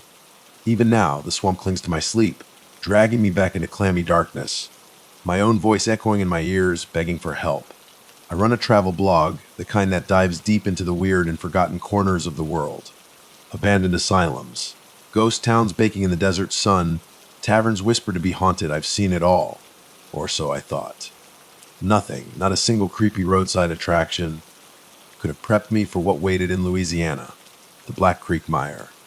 I'd stumbled across local legends online, whispers of eerie happenings, and knew I had to document the folklore for my readers. My boyfriend, Chris, always up for anything, volunteered to tag along. His buddy Danny, a classic adrenaline junkie, never said no to anything remotely insane. And then there was Chris's younger sister, Emily. City girl through and through, but she insisted on proving she wasn't fragile. Famous last words, right? We rolled up to a gas station just outside the mire on an afternoon so thick with humidity you could taste it. Mosquitoes swarmed us the second we cracked the rental car doors, like we were a walking buffet. The gas station itself looked like it was giving up on life, paint peeling, neon signs flickering weakly. Locals on the porch watched us as we stretched our legs. Curiosity flickered in their eyes, then something else, a niece. Chris, built like a brick wall from his Marine days, went inside for supplies. He came back out with a flimsy paper bag and a weird look on his face. Everyone in there stared at me like I was nuts. He muttered. Old-timer tried to tell me to turn around. Said the mire doesn't like outsiders after dark. Danny just laughed, tossing his head back. Local superstition, man. The spookier the better for your blog, Sarah. Danny was all bravado, always chasing the next rush. 6'2", permanently tanned, grin as wide as the Mississippi. He was the kind of guy who'd jump out of a plane for fun. Emily, quieter, adjusted her backpack straps, a frown pulling at her lips. I didn't like the way that old guy looked at us. He seemed genuinely scared. I shrugged it off. We'll be careful. That's why we hired Bew. Bew Dubois was our local guide, recommended by a contact in New Orleans. Supposed to be meeting us right here. Right on cue, a beat-up Ford pickup, faded blue paint, rattled into the lot. The driver's side door groaned open, and a man stepped out. Weathered face, streaks of gray in his hair, a stoic look that didn't quite reach his eyes. Mud-caked boots that probably cost more than my camera gear. "You Sarah?" he asked, voice rough like gravel rolling downhill. "That's me," I said, offering my hand. Bew shook it, firm grip, no smile. His gaze flicked over Chris, Danny, and Emily, assessing, measuring. "You folks sure you want to go deep into Black Creek? Mire ain't always friendly to strangers." Danny threw his arms out in a showy gesture. "We ain't scared of ghost stories." Bew's eyes hardened, just a fraction, but enough to notice. "I don't tell ghost stories. I just know things happen out there. Sometimes folks don't come back." A thick silence hung in the air. Chris cleared his throat, breaking the tension. "We can handle ourselves. Let's get moving before we lose daylight." Bew nodded, that quiet concern still etched on his face. He gestured for us to follow him in our SUV, and we pulled onto a cracked, narrow road that vanished into the swamp. Cypress trees, draped in Spanish moss, closed in around us, their shadows stretching long and distorted in the humid air. The moss swayed in the breeze like ghostly shrouds. By the time we reached the boat launch, the sun was sinking, a bruised orange bleeding into the swamp water. Bew tossed us life vests, and we clambered into a flat-bottomed boat. He steered us into a maze of bayous, the motor coughing and spitting in the thick green water. At one point, we drifted past a cluster of alligators, dark shapes barely visible, eyes just above the surface. They watched us unblinking, with a stillness that felt predatory. Emily nudged me, her voice barely a whisper. "They look hungry." "Just curious," Bew said over his shoulder, but I caught a tremor in his voice, a flicker of something real beneath the practiced stoicism. Finally, we reached a small patch of solid ground, ringed by gnarled cypress knees and twisted roots. Camp. The sun dipped below the horizon, painting the sky in violent shades of blood red and bruised purple. Grim beauty, I thought, but grim nonetheless. Fireflies blinked in the trees, and the night chorus of insects and frogs swelled around us, almost deafening. We pitched 2 tents, one for Chris and me, one for Danny and Emily. Bew set up his small, solitary tent a little ways off, citing the need for space. But I couldn't shake the feeling it was more than that. He wanted distance. From us, from whatever was out there. As darkness swallowed the swamp, the temperature actually rose, wrapping us in a suffocating blanket of humidity.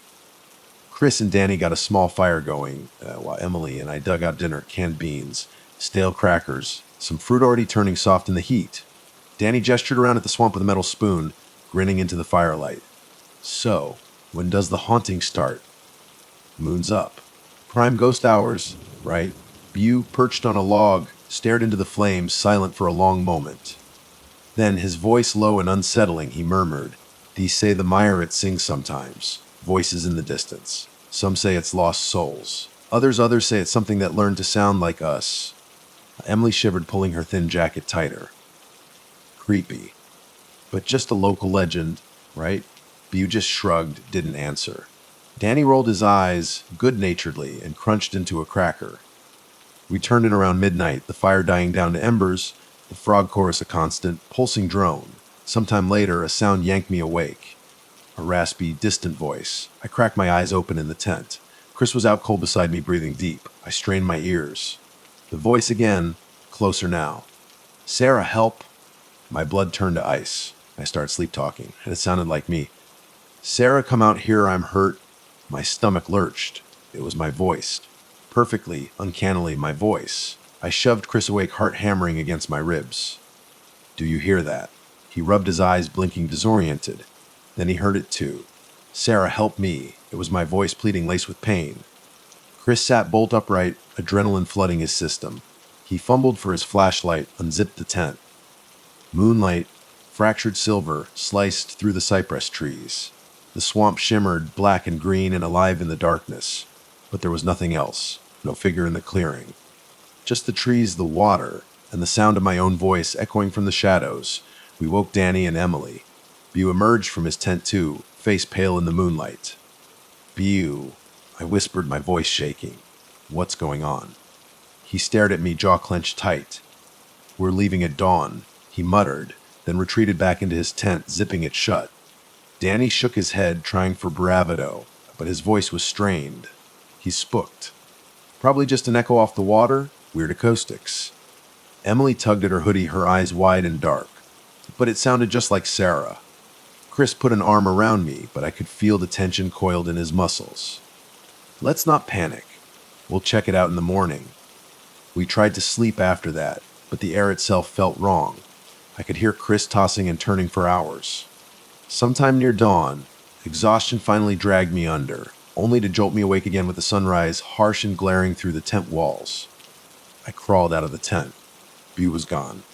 His small tent stood open, the flap swaying in the faint breeze. But his boots, his mud-caked boots, were sitting in the mud, neatly side by side, like he just stepped out of them. And a new set of footprints trailed away from the tent into the water. Footprints that simply stopped at the edge of the water. No sign of him swimming.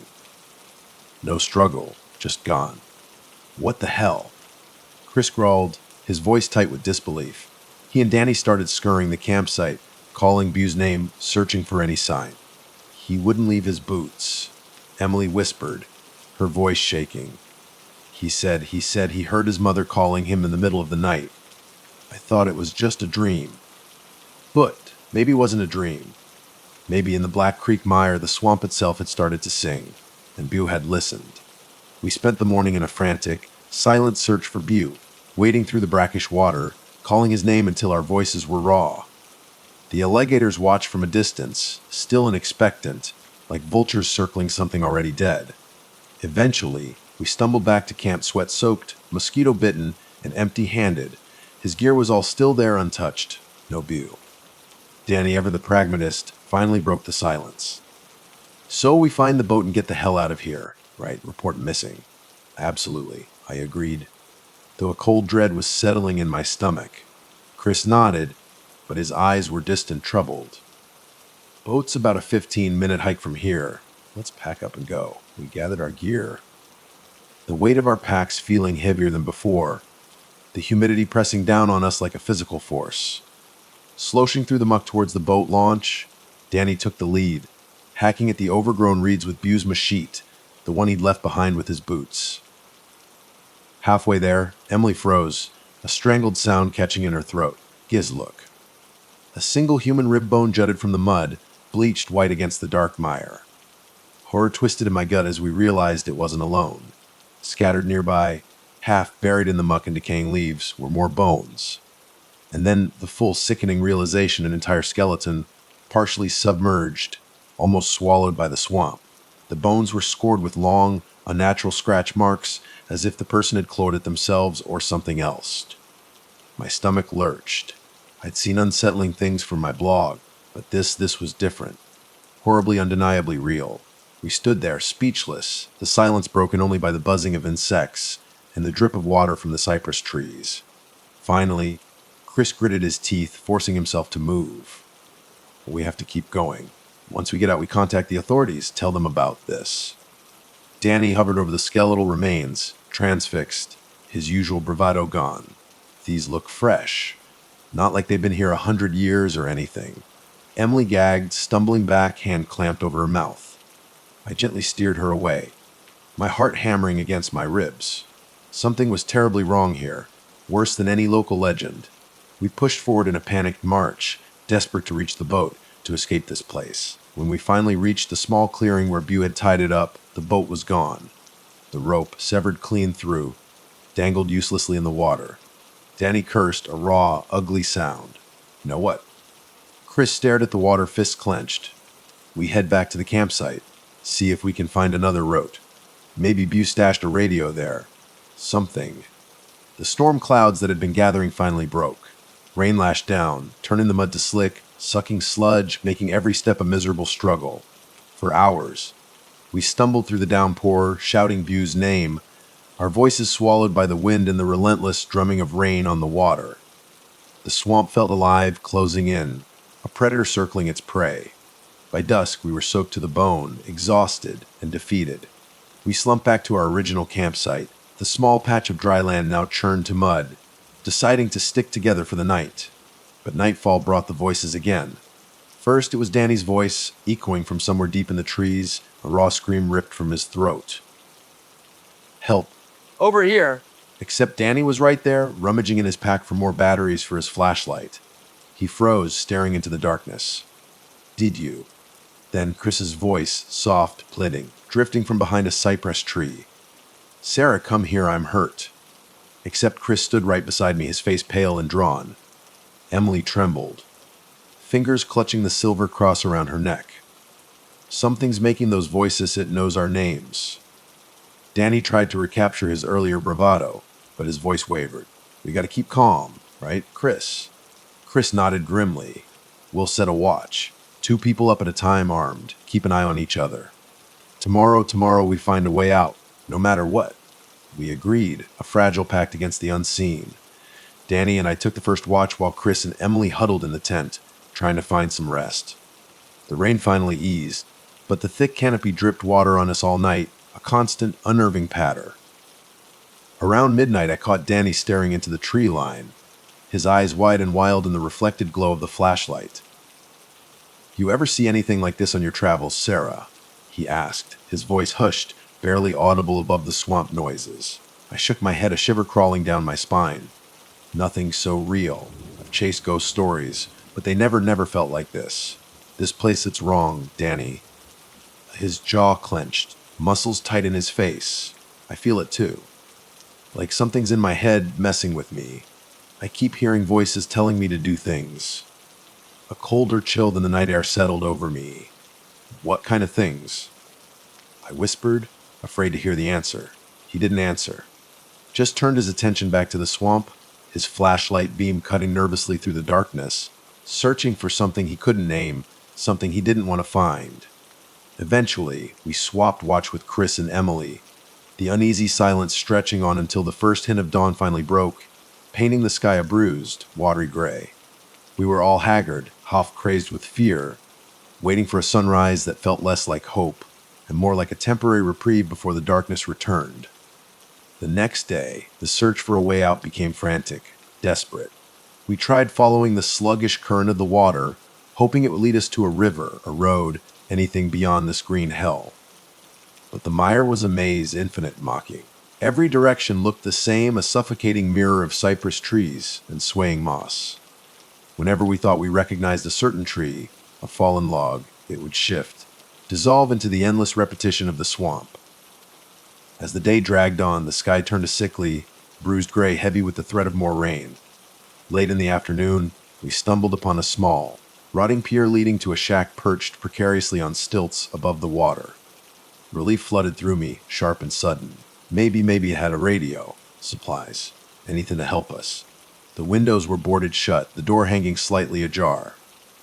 We climbed the rickety ladder, the wood groaning under our weight, up to a tiny, decaying porch. Danny kicked the door open, splintering wood, and we stepped inside. The shack reeked of mildew and something else of something rotten, like old fish in decay. A single battered table and chair sat under a cobweb, draped ceiling. Against one wall, a large metal cabinet stood, its padlock broken and hanging open. I tugged the cabinet door open and piles of photographs spilled out, scattering across the floorboards. Faded Polaroids, black and white snapshots, color prints bleached by time. Some looked decades old, others recent. People in groups or alone, always posed in front of cypress trees or beside boats. Some faces were bright with smiles, hopeful grins of people starting an adventure. Then, mixed in, were other photos, stark black and white images of missing person posters. Dates scrawled across them, ranging from the 1950s to now. My skin crawled. These weren't just photos. These were trophies. These were the lost. Chris, his eyes haunted, started sorting through the photos, his fingers trembling.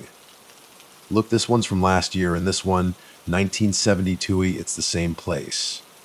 We're in them, Sarah. We're in their pictures. Danny stared at the photos, his knuckles white as he clenched his fists. We're just the next additions to some sick collection. Then he hissed, a sharp intake of breath. He'd found a Polaroid. A tall man with salt and pepper hair, boo. Next to him, another figure, but the face was scratched out, violently obscured. Something was scrawled on the back of the photo, barely legible. They took him, used him. Suddenly, the door slammed shut with a deafening crash, the force of it shaking the shack on its stilts.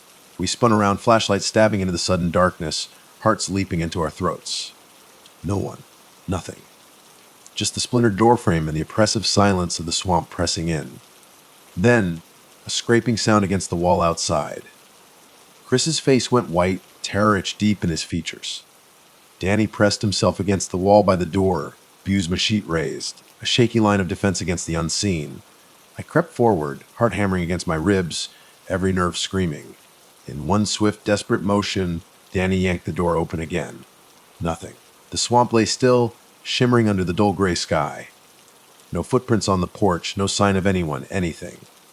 When we turned back, I realized Chris wasn't with us. He'd been standing in the middle of the shack just moments ago, but now empty floorboards. My pulse spiked, cold fear flooding my veins. Chris, I yelled, stumbling out onto the porch. Chris. Danny ran around the perimeter of the shack, slipping on the slick boards, calling Chris's name, his voice cracking with panic. Chris, answer me. Only the gentle lapping of water against the stilts answered. Chris was gone. Vanished. Taken as silently, as completely as Emily. Danny and I exchanged a look of raw, desperate terror. We have to find him. I choked out, my voice trembling.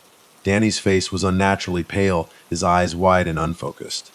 Sarah, what if he's already... He couldn't finish the sentence. Don't say that. I snapped, the denial sharp and desperate. He's alive. He has to be. We stayed by the shack until twilight, frantically searching the nearby brush, calling Chris' name until we were hoarse. Finally, as the sun dipped below the horizon, painting the water in streaks of blood and shadow, we saw him. Chris, he appeared down below, in the shallow water at the base of the stilts, his shirt plastered to his body, moving awkwardly through the reeds. I scrambled down the rickety ladder, nearly falling, relief so intense it almost buckled my knees. Chris. Oh my God. But as soon as I got close enough to see his face, my blood ran cold. His eyes, they had that same dull, like emptiness I'd seen in the thing that had worn Bu's face. He stared at me, head tilted at an unnatural angle. Sarah, he said softly in a voice that was half Chris, half something else, something wrong. Come closer, Doc. Danny was at my side. Machete raised, his hand shaking so badly the blade trembled. Chris, what happened to you, man? Chris blinked slowly like he was trying to remember how to be human. Then, he reached out with stiff, jerky arms. Emily's safe. I found her, he said, his voice a weird, flat monotone. Come, she's inside me. His mouth twitched, pulling into a smile that wasn't Chris's smile, a grotesque, unsettling parody. Danny let out a strangled cry and swung the machete. The blade sliced across Chris's arm, but there was no blood, just a thick, blackish fluid oozing from the wound. Chris Thing looked down at the wound with mild, detached curiosity, then locked his empty eyes on Danny. With impossible speed, he lunged.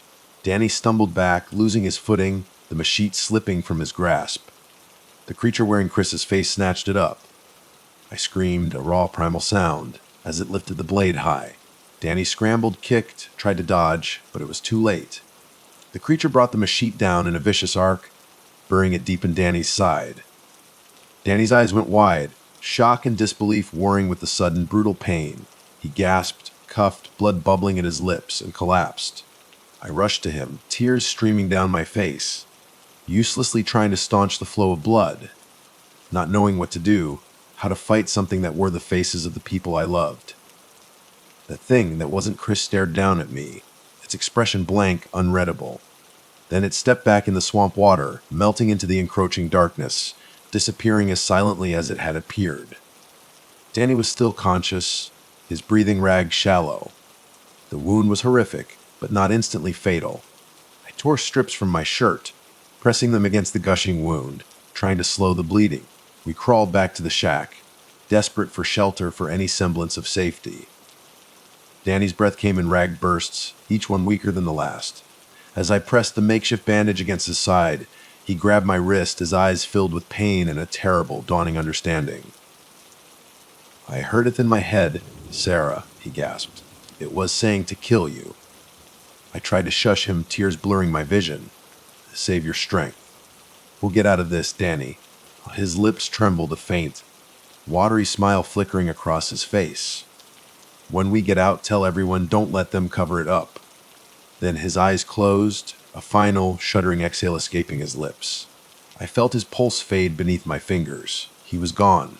Sobbing silently, I knelt there in the darkness of the shack, the swamp sounds a mocking chorus around me. I don't know how long I sat there, lost in grief and terror. Eventually, exhaustion claimed me, or maybe I just fainted. I woke to a harsh beam of flashlight shining in my face. Two men in dark suits and heavy boots stood over me in the shack, their eyes scanning the scene with cold, practiced efficiency.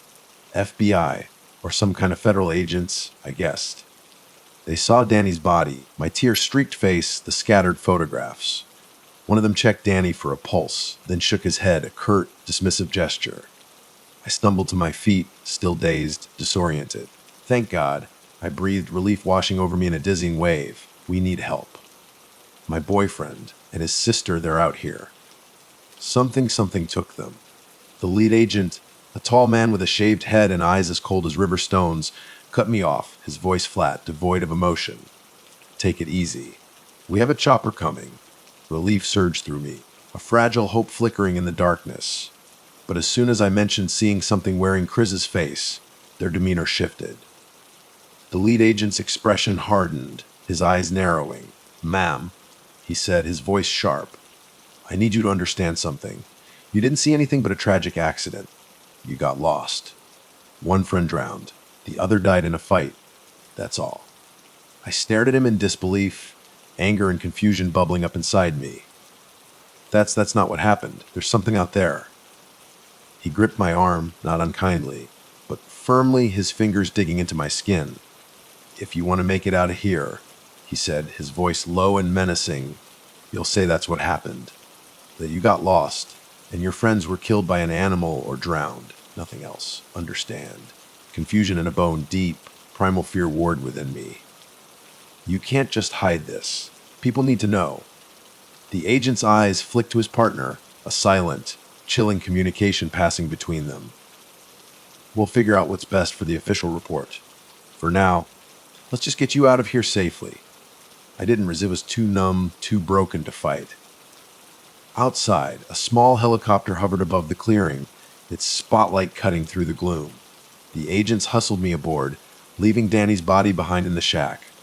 I started to protest, a choked sound rising in my throat, but the second agent just shook his head, his face grim. "We'll bring him out soon," he said, but his voice lacked conviction, and I knew, with a chilling certainty, that we were all being swallowed by the swamp, one way or another. The chopper lifted off, carrying me away from the Black Creek mire, leaving the dead and the lost behind in the whispering darkness. But even now, almost a year later, I can still hear the mire singing, calling my name in voices I used to trust, voices that now haunt my waking hours and bleed into my dreams. And I know with a terror that chills me to the bone, that something is still out there in the shadows of the cypress trees, waiting to wear another face. They call me Silas. Used to be someone else, someone who mattered, maybe. Now, names and faces blur like heat haze in the godforsaken wasteland I found myself in. It was supposed to be my sanctuary, this desolate corner of Nevada, miles from civilization, bordering that cursed stretch of land whispered about in hushed tones, the old proving grounds. Decades worth of pennies scraped together bought me a small, worthless plot on the edge of nowhere. No water, no power, just the ghosts of forgotten experiments and the promise of silence. Silence from the wreckage of my life, the divorce, the world that had turned sore. My cabin was a shack, really. 4 walls against the elements, a sputtering generator that sounded like a dying beast, and a solar panel setup that barely kept the lights on. Days were a furnace, air thick enough to choke on. I'd soak a rag and press it to my neck, praying to outrun heat stroke. Nights, though, the desert turned on you, cold, silent, save for the wind. At first, the wind was a lullaby, a promise of peace. Foolish me, it started subtly. One afternoon, hauling groceries from my beat-up truck, I saw it. A black scar on the sand, like a giant had dragged a burnt log across the dunes. Too deliberate to be natural, too dark to be soot. I knelt, sifting the gritty sand through my fingers. It wasn't just on the surface, the ground itself felt scorched. No fire, no lightning. Just this black, snaking line, vanishing into the dunes like a bad omen. I should have listened to that feeling. Turned around, driven away, never looked back. First sign, and I ignored it. The second came weeks later. Woke up to find my cabin defaced. Scorch marks, just like in the sand, but now crawling up the wooden walls. Jagged, twisting lines like demonic runes etched into the very fiber of the wood. Deeply burned, impossibly so. Generator was dead, no storms, no electrical faults. Vandals, maybe. But these weren't random tags, they were too precise, too intentional. Drove into Redemption, the nearest excuse for a town. Dusty Main Street, boarded up stores, gas station clinging to life. Coffee at the roadside diner, lukewarm and bitter, but the only human contact I'd had in days. Planned to ask about the vandalism, the weirdness out by the old test sites. That's when I met Jedediah. Local, weathered, eyes like chips of obsidian that saw too much. Recognized my truck, the one always heading out past the highway. You the fella living off, grid past Black Ridge, he asked, nodding at my coffee. Nem Silas. I said, yeah. He introduced himself, Jedediah Alvarez, and his gaze was heavy with something like pity. Strange place to settle. You seen anything unusual? I shrugged, the scorch marks flashing in my mind. Marks on the ground on my cabin. Kids, maybe. Jedediah let out a dry, humorless laugh. Wish it was just kids. Could be a damn sight worse than punks out there. He didn't elaborate, just clapped me on the shoulder. A gesture that felt more like a warning than comfort, and slipped away, leaving me with a knot of unease in my gut. Rational explanations were starting to fray at the edges. Back at the cabin. Paranoia took root. Stacked sandbags around the perimeter. Ridiculous, maybe. But it felt like a flimsy barrier against something. Human, I wasn't so sure anymore. That night the veil thinned. Midnight. Porch, lantern casting a weak circle of light in the oppressive darkness. Wind picked up, lantern flame dancing wildly. Then a sound carried on the breeze, a growl, a moan. Something primal and wrong. Skin crawled, every hair on end. Kuyo. Stray dog. Grabbed my old hunting rifle, the weight a small comfort. Wind shifted, and across the dunes I saw it. A flicker. Something long-limbed, moving too fast, eyes that burned with a faint, crimson light. Blinked. Gun. But the wind turned scalding, like breathing in the breath of a furnace. Sleepless night, rifle in hand, eyes straining at the horizon. Dawn broke, and the porch reeked of sulfur. Next day, Martha arrived. Just walked up the dirt track, backpack, cargo pants, tank top, messy ponytail. Late 20s, maybe early 30s. Confident, almost unnervingly so. She called, waving like we were old friends. Lowered the rifle, kept it close. Can I help you? Nem's Martha, she said, passing through. Saw your cabin. Heard you were the one to talk to about this land. Heard from who? Only met Jedediah once. Martha just smiled, a smile that felt practiced, but warm enough. You seen anything strange out here? She asked, casual, taking a swig from her canteen. Strange is one word for it. She shrugged. Stories, you know. Energy fields. Old curses from the bomb tests. People talk. Researcher, sort of. Anomalies, that's my thing. Didn't buy her story any more than she probably bought mine, but another human face was a balm to my fraying sanity. Offered her a spot for her tent. She accepted, and we settled into a tense truce. Martha knew the desert, the plants, the geography. That night, simple dinner, campfire stories. Legends of the area, whisper tales of what the bomb tests had stirred up. Sunrise, a sliver of hope. Maybe I wasn't losing it. Mid-morning, hope shattered. Planned to show Martha the scorch marks in the sand, the ones near the cabin. They were multiplying. New patterns, sprawling out, leading towards the crumbling shells of buildings in the distance. Martha's face went white. Traced the lines with a trembling finger, recoiling from the heat radiating off the sand. Something's drawn to you, Silas. she whispered, voice tight with dread. Or maybe it's already here. No time to unpack that. That afternoon, Jedediah rode up in his beat-up Jeep, dust cloud billowing behind him. Agitated, eyes wild. Tried to warn you, he said. No greeting, no preamble. Seen anything else? Heard anything? Martha and I exchanged a look. Scorch marks, I said. Noises. Jedediah spat into the sand. Takes different forms. Some call it Azrael. He spat the name like venom demon. Experiment gone wrong. Older than the damn government. Rational mind screaming, but skepticism was drowning fast. Why are you telling me this? I asked. He ran a calloused hand over his stubble. Seen bodies. Silas neighbors. Don't want yours to be next. Shifted then. Jedediah wasn't just a cautious local. He was a witness to something horrific. Told us about scouting parties, lost hikers, remains found charred, twisted, barely human. Stomach churned, but I needed to know more. This Azrael, Martha ventured, voice barely a whisper. How do we stop it? Stay safe. Jedediah stared at the horizon, lost in some private hell. Haven't found a way yet, but old base. Something there might help. Wouldn't explain, just muttered about government secrets, hidden records, tech to weaken whatever haunted the sands. Desperate plan forming. Evidence. Azrael. Take it to someone who could help, authorities. FB. Jedediah scoffed. They'll come all right, not to help, to bury it. That night nightmare. Azrael in the flesh. Towering gaunt, limbs too long, face a furnace of heat, eyes blazing with malevolent intelligence that froze me in place.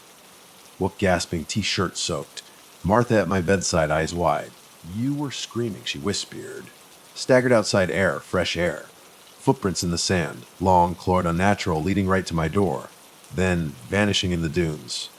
Whatever I dreamt, it had been close. Next day, Martha, Jedediah, and I heading for the abandoned base. Scorch marks our guide 2 miles from the cabin. Relics of bomb tests, unspeakable weapons. Trek brutal. Midday sun, sandblasting skin. Closer to the crumbling concrete, heat intensified, unnatural, sulfur stench thick in the air. First body by the twisted chain link fence. Pile of bleached bones. Scraps of clothing. Stomach lurched. Tattered backpack. Melted driver's license at Clint, Morrison. Hiker Jedediah mumbled a prayer. Martha stone-faced, eyes flickering with something unreadable. Beyond the fence, low concrete structure, half buried. Rusted metal door, forced it open with an iron bar. Corridors plunging underground. Dust, stale air. Suffocating heat radiating from below. Flickering dead lights swayed. Old offices, appended desks, shattered glass, moldering papers. Scorch marks everywhere, walls blistered, floors cracked by heat. Lab's small door hanging off hinges, blackened frame. Filing cabinets, charred sample containers. Files illegible, but one label still visualizable, a subject RTA coordinates. No. Azrael, I breathed. Jedediah's eyes narrowed. Place it came from, he said. Or where they tried to cage it. Martha, voice hushed. Take what we can. Document it. About to agree, our shifted. Sudden, fierce heat, slithering through the lab. Low growl, deeper than human. Instinct, flashlight up, glimpse of shape in the shadows, end of corridor, red eyes glinting. Blur of impossible speed gone. Ran. Stumbled out of that underground maze, back into the brutal sunlight. Heart hammering, throat raw with fear. Silent trek back. Personal horror, but resolve remained. Had to do something, or end up like the bones by the fence. Next morning, chaos, door ripped off hinges. Scorch marks deeper, walls blackened, generator melted slag, acrid fumes. Martha gone, sleeping bag empty. Jedediah, unconscious, flung into a corner like a rag doll. Rushed to him, breathing barely. Came to eyes wrong. Twisted face, lunged, hands clawing at my throat. Fought him off, pinned him. Snarled. Guttural sound, red undertones in his eyes. Possessed. Not his. I serve Azrael. He will perish. Everything in me screaming run. Desperate hiv, rifle butt to his skull. Collapsed. Unconscious again. Wind whipped up sand devils in the yard. Cabin ruined. Bigger problems. Martha tied Jedediah to a chair, got twisting to restrain the man who tried to warn me. Scurred for Martha's tracks, north lost in swirling dunes. Truck started miraculously. Loaded supplies, stashed Jedediah in the passenger seat. Bound drove Martha. Few miles, black SUV. Outcrop of rock. Armed men stopped truck distance. Didn't want confrontation. Waved me over. Curiosity, panic for Martha. Pushed me forward. Tall, shaved head approached. Clinical gaze on Jedediah's limp form. What's going on here? He asked. Curt, trouble. I said, friend attacked. Needs help. Introduced himself, Joseph. Group keeping an eye on the region. Something felt off. Bulge of sidearm under jacket, military stance. Companion, lanky, camo, peered at a truck, whistled. This one's been messed up. Tapping Jedidiah's forehead, Joseph's eyes narrowed. We can help. Safe house, bring him. Instinct screaming bail. Agreed, nerves frayed. Drove behind SUV. Medical supplies, please. Dilapidated ranch house, dry river, chain link fence. Stale cigarettes, body odor. More armed men lounging suspicious eyes. Martha. Corner, arms crossed, glaring. Beside her, overweight man, thick mustache, duffel bag, narcotics. Got twisted. Not good Samaritans. Traffickers. Drugs, desert smuggling route. Martha knew them. Joseph cleared throat. Friends not possessed, delirious, heat something. Glance at Martha. Fill him in. Martha approached, earlier warm him stony resignation. Sorry, Silas. Soft voice. Needed to make sure you'd lead us to the base. Looking for something. Stunned. Heartbreak, horror. Research. Anomalies. Shrugged, avoiding my eyes. Not a complete lie. Left out who I was really working for. Hands clenched. Lured me, Files creature. Why? Flicker of regret. Frail, controlled, harnessed. Needed someone inside near the lab. Didn't think kidnapping. Kidnapping trapped. Trafficker grabbed rifle, another yanked me from Jedidiah, tossed against wall. Head cracked, darkness. Basement room, cramped. Wrist zip tied, ankles bound, you get curled on dirty mattress, unconscious, possessed both. Muffled voices above, door creaked. Joseph, Martha, harsh shadows. Need your help. Joseph, cold tone. Can't handle that thing. Lost 2 men last night. Burned crisp. Gesture to Martha. Files. No more than us. Help us trap it. Bitter laugh. Trap Azrael. Understand what it is. Martha frowned. Don't fully understand. Old research contained. Device. Scientific, ritualistic. Notes incomplete. Grief, anger. Betray me, kidnap me, want my cooperation. Joseph's eyes narrowed. Look, friend, prepared to do whatever it takes. Dangerous times. Desert not big enough for us and that demon. Jedidiah stirred, lunged at Martha, teeth sinking into her arm. Scream blood. Joseph slammed him with shotgun butt. Jedidiah's face twisted in human voice. Desert belongs to Azrael. Cannot can harness him. Martha clutched bleeding arm, pure terror. Oh God, she murmured, possessed. Joseph wiped sweat. Handle him first, getting that thing. Buyers, powerful men, fortune for weapon like that. Mind spun, not survival, profit. Enslaving, bargaining with demonic force. Insane. Greed glinted in their eyes. How many like Joseph? Shadows, ready to commodify the supernatural. Before questions, Chios erupted upstairs. Shouts, gunfire. Joseph barked orders, bolted with Martha. Basement, Jedidiah me. Small window, men running guns. Feral howl, searing wind, ranch house. Guttural growl closer, deeper. Azrael arrived. Dust swirled. Midday sun dim blur, basement furnace. Swit, organ shots, screams, burning flesh. Carnage upstairs. Jedidiah convulsed, eyes rolling, mouth foaming. Jedidiah, desperate. Stay with me. Fight it. Torchu strong. Rasp demonic undertone. Free me or kill me, please. Flexed wrist, zip ties cutting, loosened enough, one hand free. Scrambled to Jedidiah, freed him. Shuddered, drifting in and out. Hung on. I whispered, Jet out! Upstairs, gunfire died. Roar furnace blasting open, fine scream. Silence. Thick suffocating. Steeled myself, pipe from corner. Rickety stairs, Azrael waiting. Chilled to the core. Every trafficker dead. Charred, unrecognizable. Contorted in abject terror. Windows blown out, glass shards. Walls blackened. No Martha, no Joseph.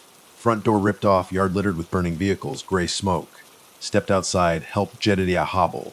Sulfur odor. Martha, face down in sand, motionless. Arm twisted, flesh blackened. Betrayal, heart clenched, caught faint life. Rushed to her, eyes fluttered open, trembling lips. Didn't know this bad, Silas, sorry. Bite tongue, rage, pity. Stand. Shook head, tears, dirt. Joseph truck, left us. Betrayal upon betrayal. Joseph fleeing money, files. Glanced around, flames licking SUVs, useless. My truck gone. Jedidiah slumped, pale, possession dormant. Get away, he murmured.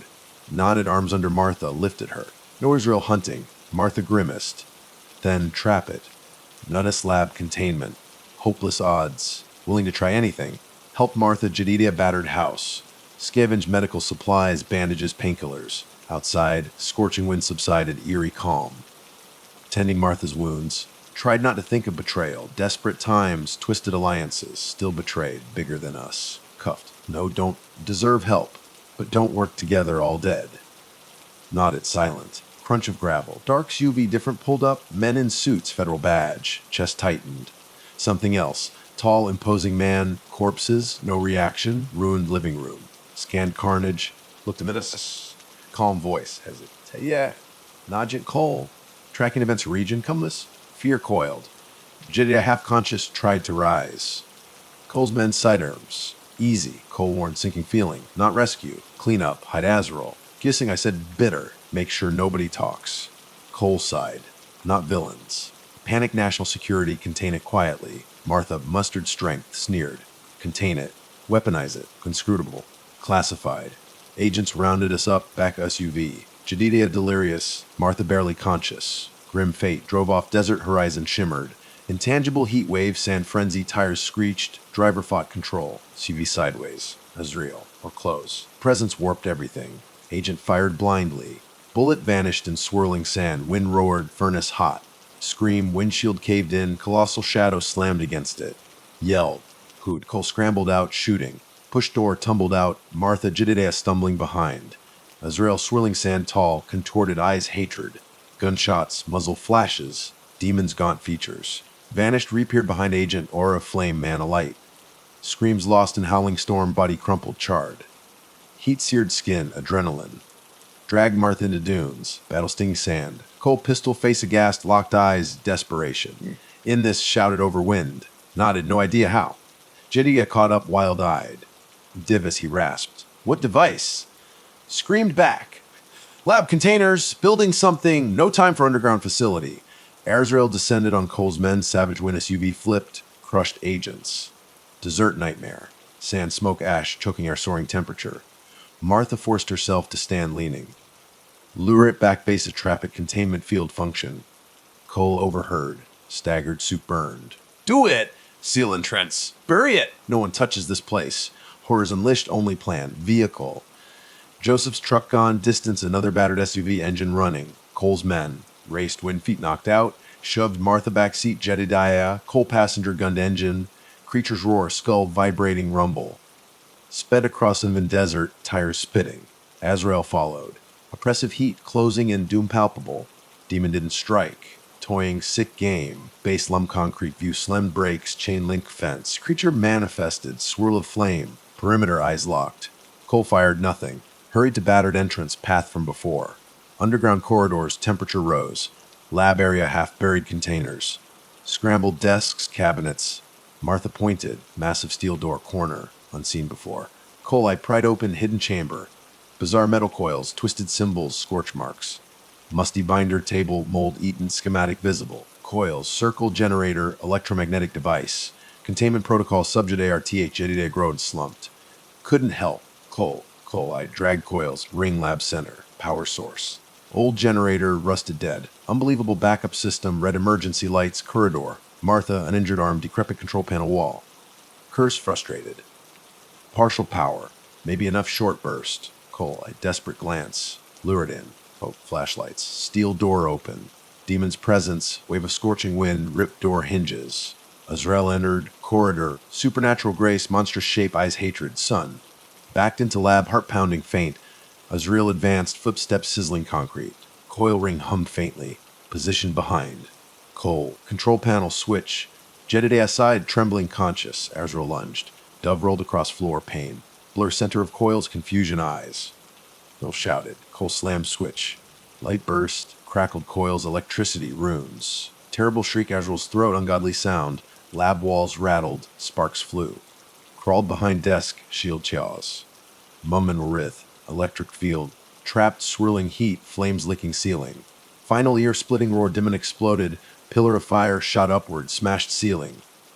Concrete rained down, darkness swallowed lab, dust settled. Vanished night sky, swirling debris. Coil ring twisted, half melted, lab walls not collapsed. Ominous hush. Cole panted, stumbled where I crouched. Seal this place now. Crate, hallway leftover charges, demolition gear, hurriedly positioned, lab perimeter. Jedidiah found strength, Martha wounded, helped wires. Scrambled corridors, open desert. Cold detonator. Dull rumble. Ground trembled, dust plume entrance. Lab collapsed. Azrael inside buried. Tried to. Exhausted. Grime starlit sky. Desert still wind gone. Peace unimaginable violence. Turned to Cole. Pursed lips. Clean up, bury deeper. Official story, gas explosion. Martha, laugh hollow. Answered everything. Cole, collapse base. Panic, no idea. Doing what I must. You three seen too much. Step forward, fists. Kill us. Sighed. Not my call. Higher ups want quiet. But favor. Sealed that thing. Before response, faint rumble earth. Imperceptible. Stomach dropped. Jittied ass face contorted. No aftershock. Something moved below. Cole barked radio. I'll send backup. Not sure contained. Silence. Repeated message. Silence. Region cut off. Dimmon's influence. Partial destruction signal systems. Air's didn't reappear. Partial containment weakened it. Dormancy biting time. Never found out. Cole led us away. Commandeered half-wrecked truck. Miraculously ran. Drove towards Civ. My name is Ethan Blackwood, and I was staring down the barrel of 46 years when the shadow fell over my life in June of 23. 5 years prior, I'd retreated into the sprawling wilderness of the Redwood National Park. A house fire had stolen my wife and son, leaving behind only echoes and ash. The city, with its relentless pulse, felt like a mocking reminder of everything I'd lost. Only the profound silence of the ancient redwoods offered a semblance of peace. A place where I could almost forget to breathe in the suffocating grief. I built a small cabin nestled beside a creek, where sunlight struggled to pierce the dense canopy. The towering trees and the labyrinth of ferns became my sanctuary, a fortress against the world and its ceaseless demands. Initially, it was solitude stark and heavy, but that was the balm I craved. Yet, forest, in its quiet way, began to murmur secrets, subtle shifts at first, footprints in the damp earth circling my cabin when no human should trespass. The forest animals, abruptly silenced in the dead of night. A persistent prickle on my skin, the feeling of unseen eyes tracing my every move. It was a disquieting hum beneath the surface of my isolated existence. Then came June, and the subtle unease curdled in outright dread. I awoke one morning with the chilling certainty that I was being watched.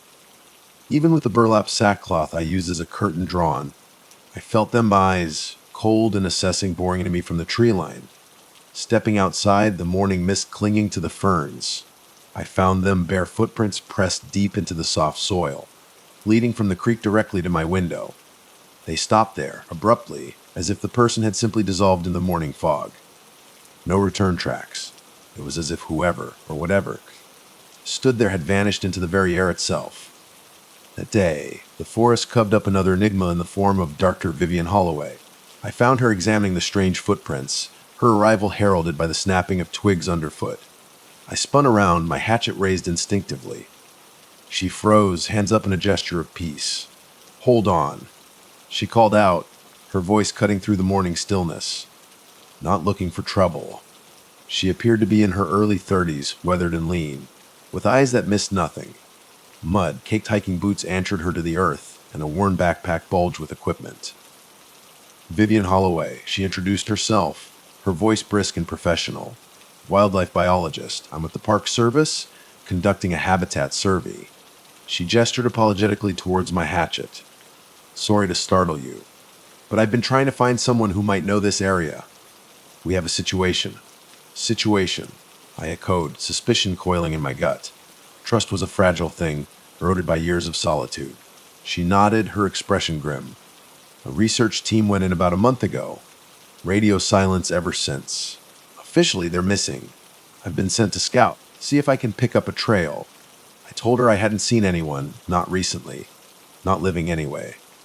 But I did mention the footprints, the unsettling feeling of being observed. She followed me to the window, kneeling to study the impressions in the soil. Fresh, she murmured, her brow furrowed. No more than a day old. A dry laugh escaped me. Someone's taking midnight strolls barefoot through the redwoods. Her gaze was serious. It wouldn't be the first strange thing to happen in these woods lately. I had nothing more to offer, and we parted ways. She pressed a slip of paper into my hand, a satellite phone number. Tell me, she instructed, if you see anything unusual. I figured that would be the end of it.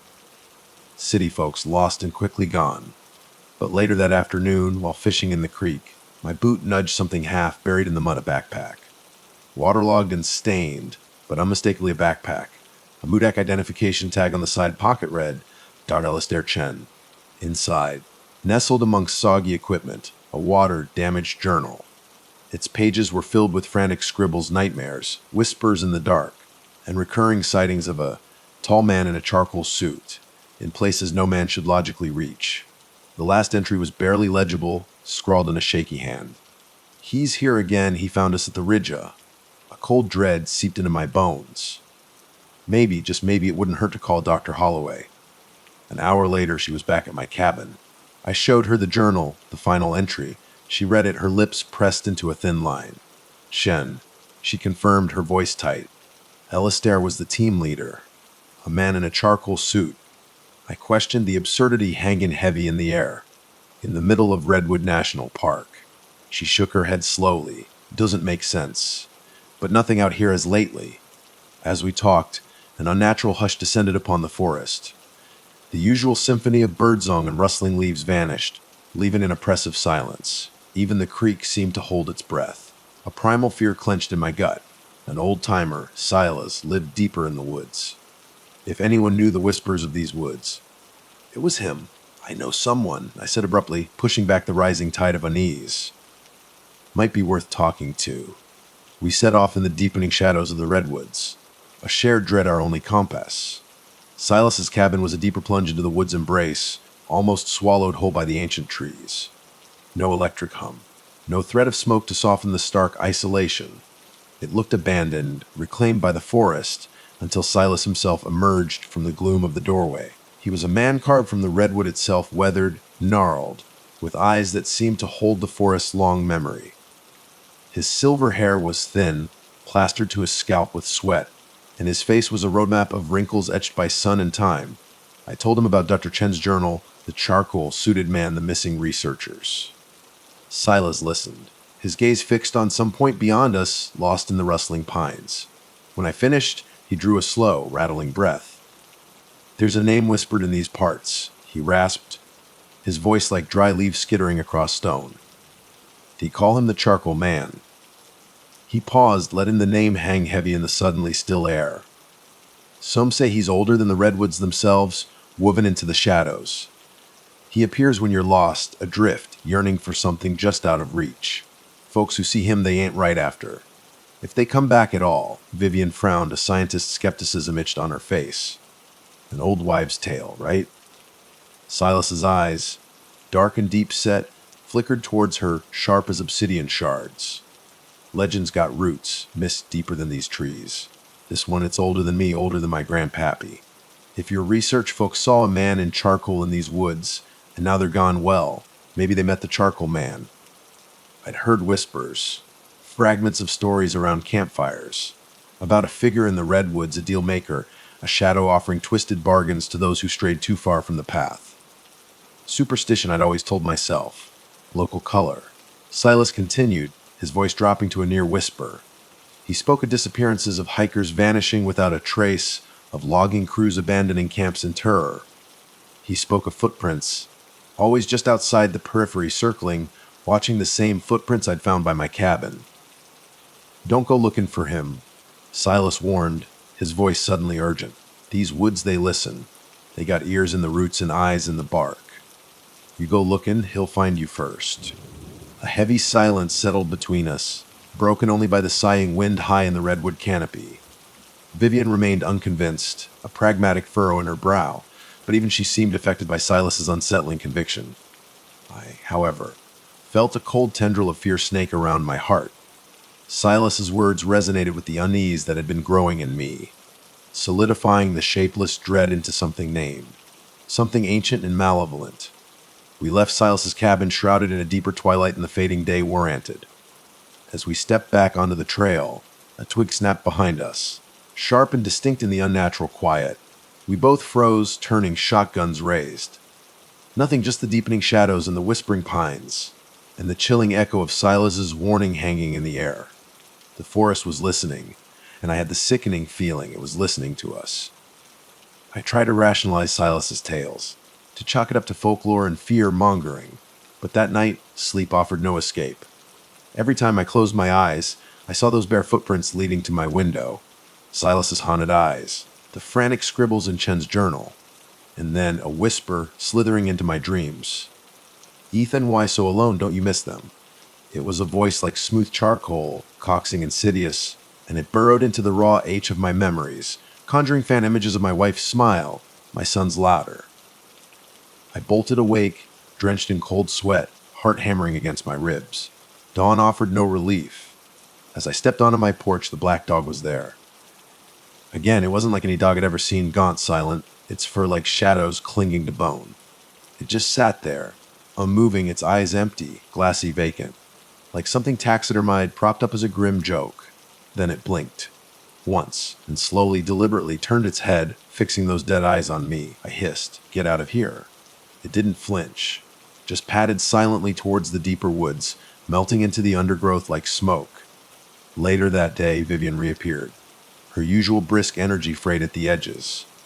Exhaustion shadowed her eyes, and she kept rubbing her temples, complaining of a migraine that wouldn't loosen its grip. She'd found more footprints near her camp, she said, smaller this time, almost childlike. And last night she'd heard whistling in the woods. A low, tuneless melody that seemed to weave through the trees themselves.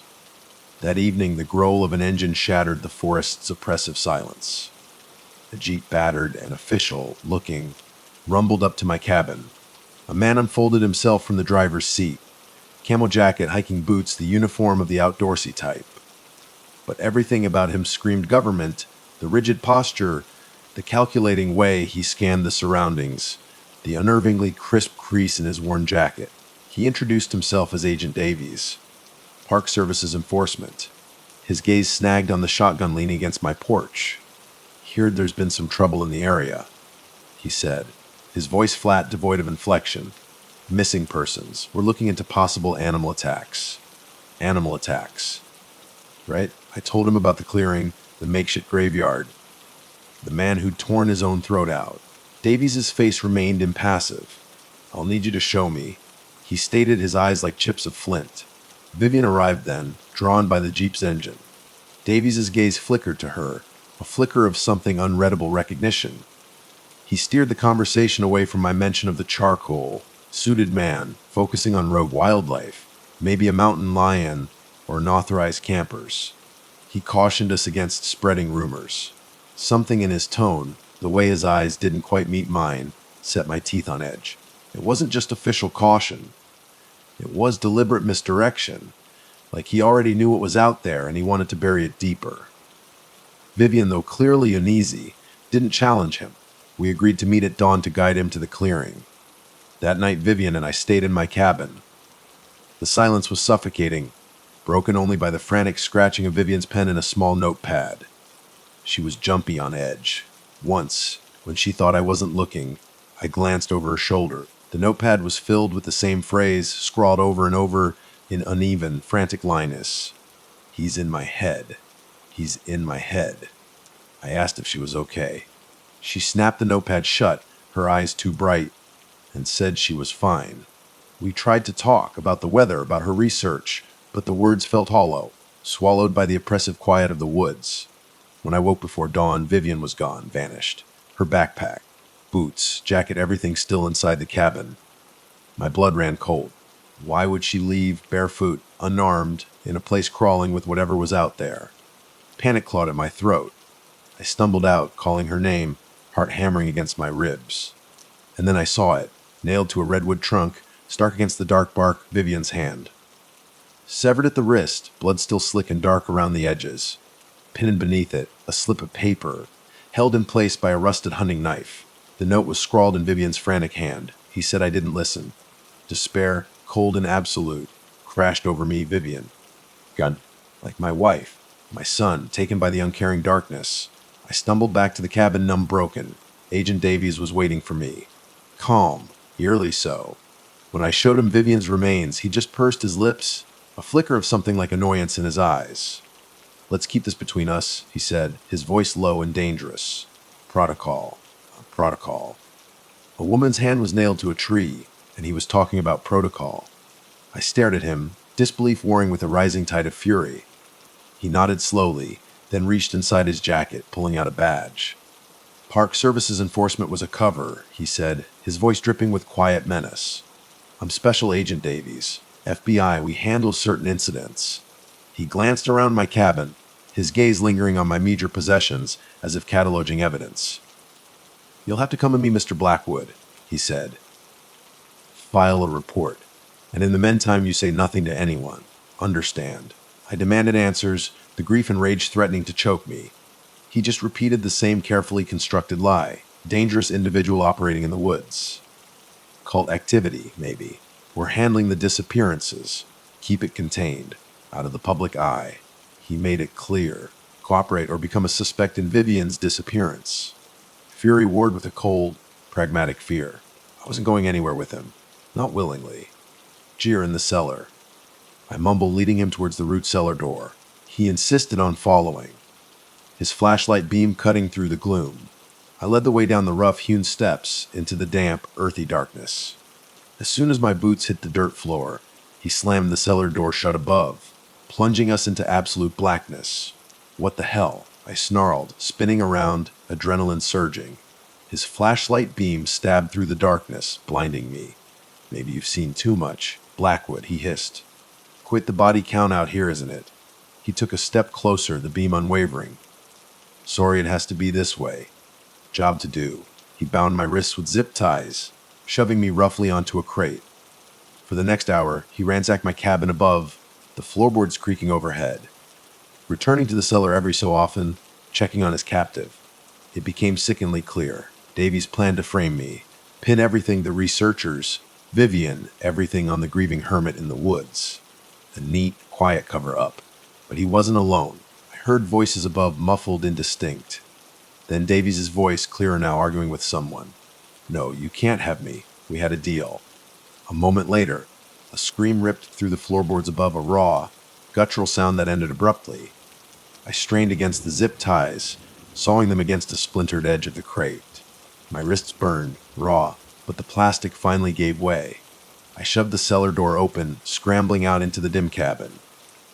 Davy stood in the middle of my living room, trembling. His pistol lay on the floor. He was muttering over and over, "I did everything you asked," again and again. Tears streamed down his face, mingling with sweat and dirt. A presence shifted behind me. I turned, and there he was, the charcoal man standing in my cabin. Charcoal suit impeccably pressed, short hair neatly combed, shoes impossibly clean despite the swampy ground outside. He smiled. A thin, chilling smile that didn't reach his eyes.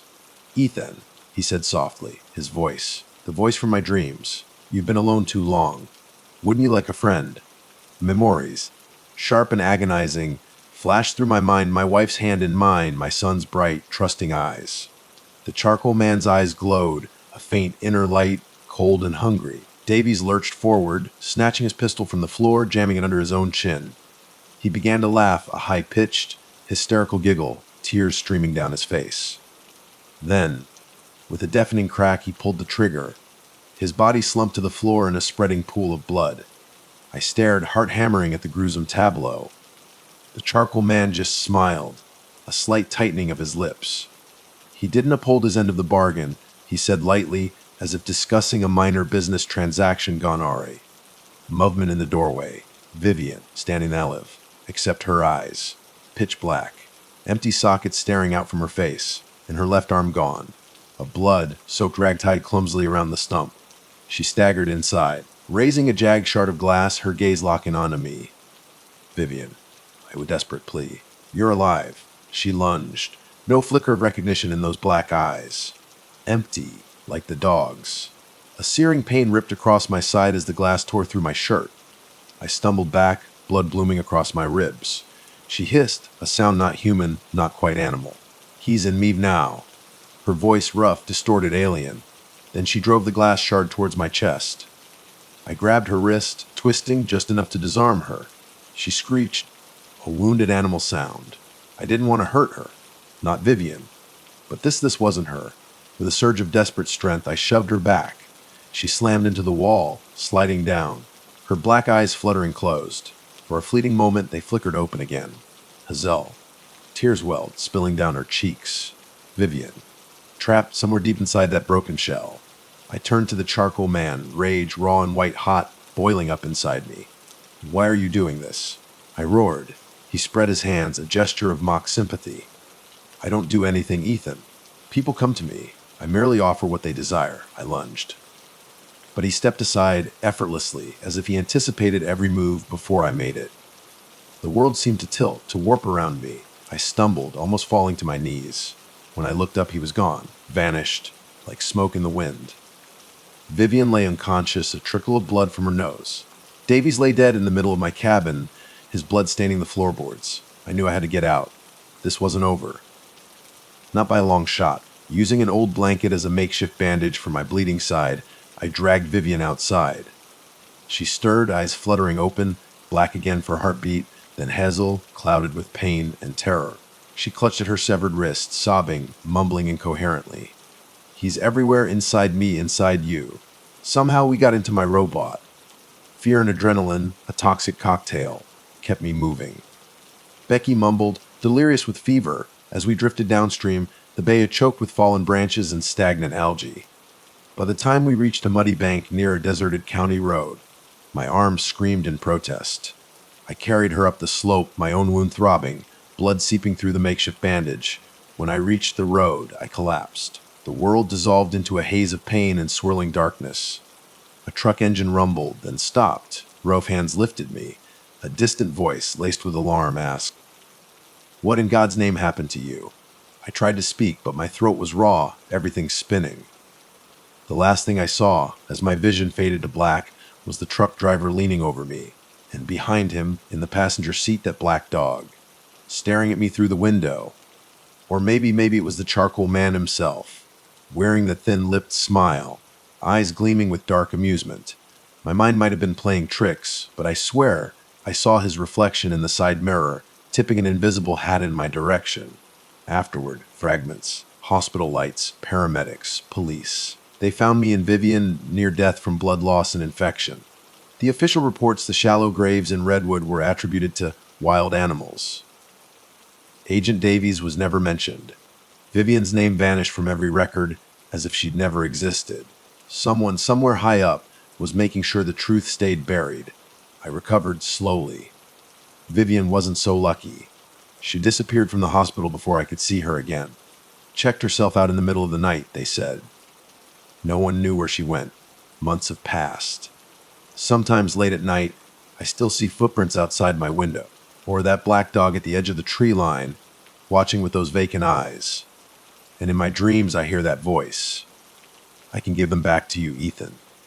Don't you want to see your wife and son again? If you ever find yourself lost in the Redwood National Park and a well-dressed stranger appears, offering you the thing you long for most, remember my story. They say the devil wears many faces.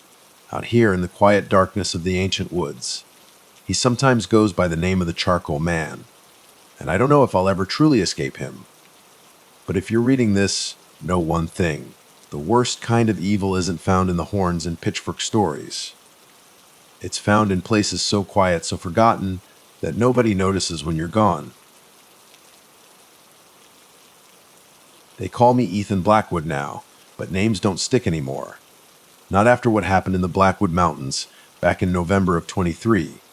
If you'd asked me then why I chose that godforsaken place to find peace, I'd have probably choked out some romantic nonsense about nature humbling a man.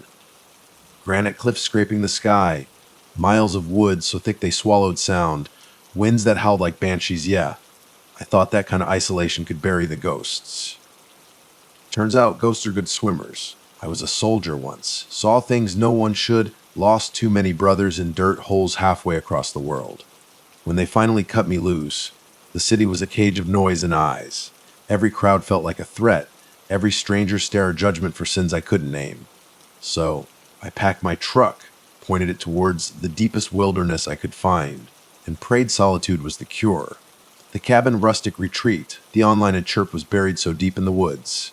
Finding it felt like the first test. Isolation. It was a tom, and it almost became mine.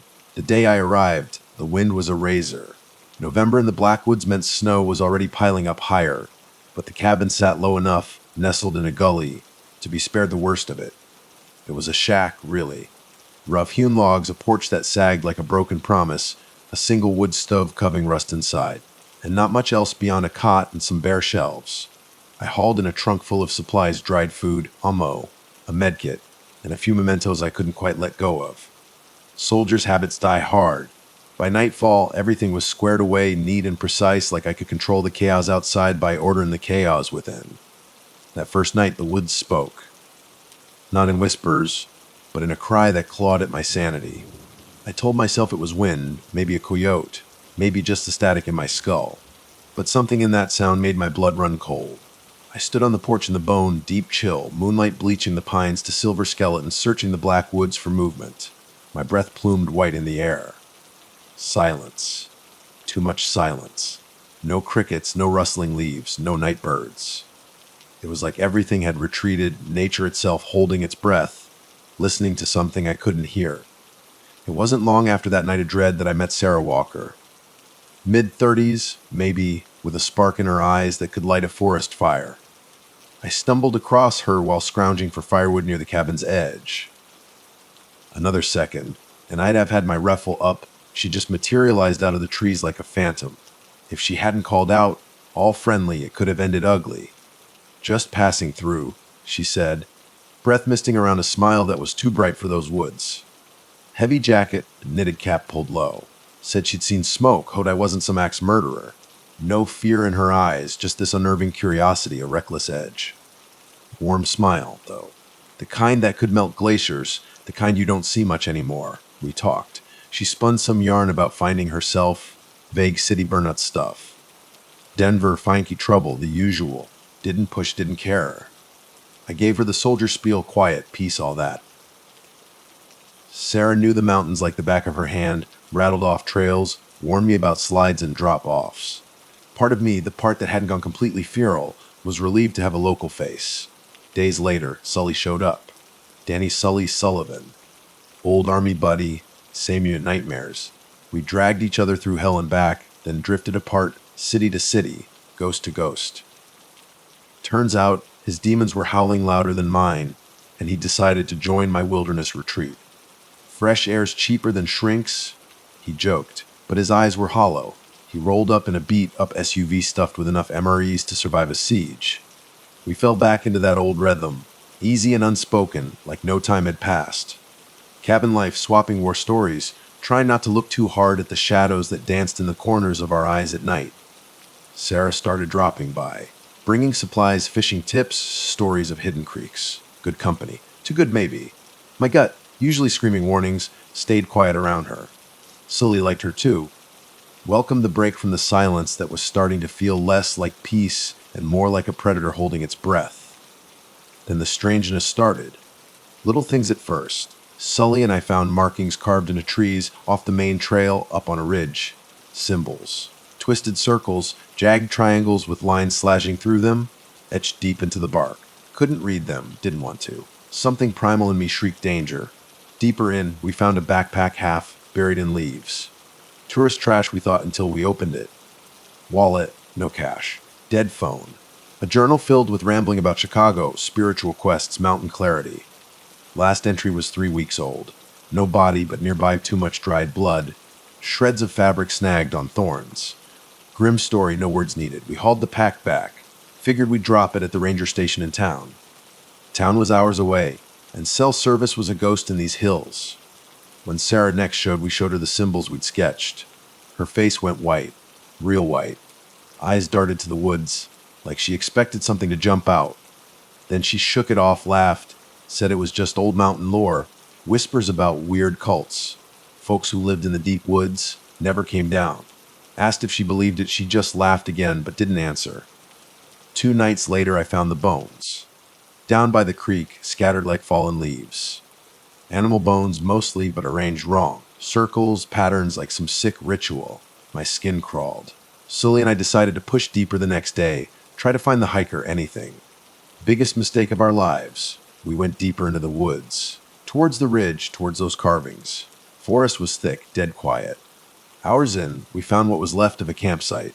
Tents ripped open, sleeping bag half burned, gear scattered like blown leaves.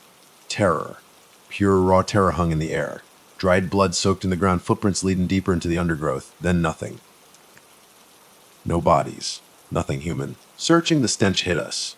Rotting meat thick and gagging. Led us to a ravine hidden behind a wall of brush. Bottom of the ravine bones, human bones. Stripped clean, scattered with scraps of cloth. Beer kill. No, too deliberate, too human. Then, the shirt.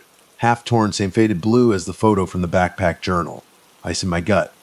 Something terrible had happened here, and we were standing right in the middle of it. Told Sully to watch our backs, started bagging scraps of fabric, a boot, anything that could tell a story. Branch snapped behind us, spun, rifles up. Nothing, but I swear just a flicker of movement in the pines. Someone watching. Someone who didn't want us there. Back at the cabin, late afternoon, Sarah shouted up again, pack rattling with supplies. We told her what we'd found. She went pale again, but this time she didn't shake it off. Hesitated, then whispered about rumors. Deep wilderness groups, cannibalism. Locals called them the butchers, but mostly as a campfire story. Her eyes said she wasn't so sure anymore. Sleep was a ghost that night, sometime after midnight, chanting. Faint, carried on the wind, but unmistakable. Yanked on my boots, grabbed the rifle out to the porch. Chanting, low, rhythmic, like a heartbeat in the dark. Sully joined me, night vision goggles from the old days. Scanned the tree line. Nothing. Chanting kept coming, fading, always just out of reach. Dawn broke, painting the woods gray and cold, and there he was. Man standing in front of the cabin, arms raised, unarmed. Tattered clothes caked in mud and blood. Doc, he called himself. Demon holds, but everyone called him Doc. Hands up, placating.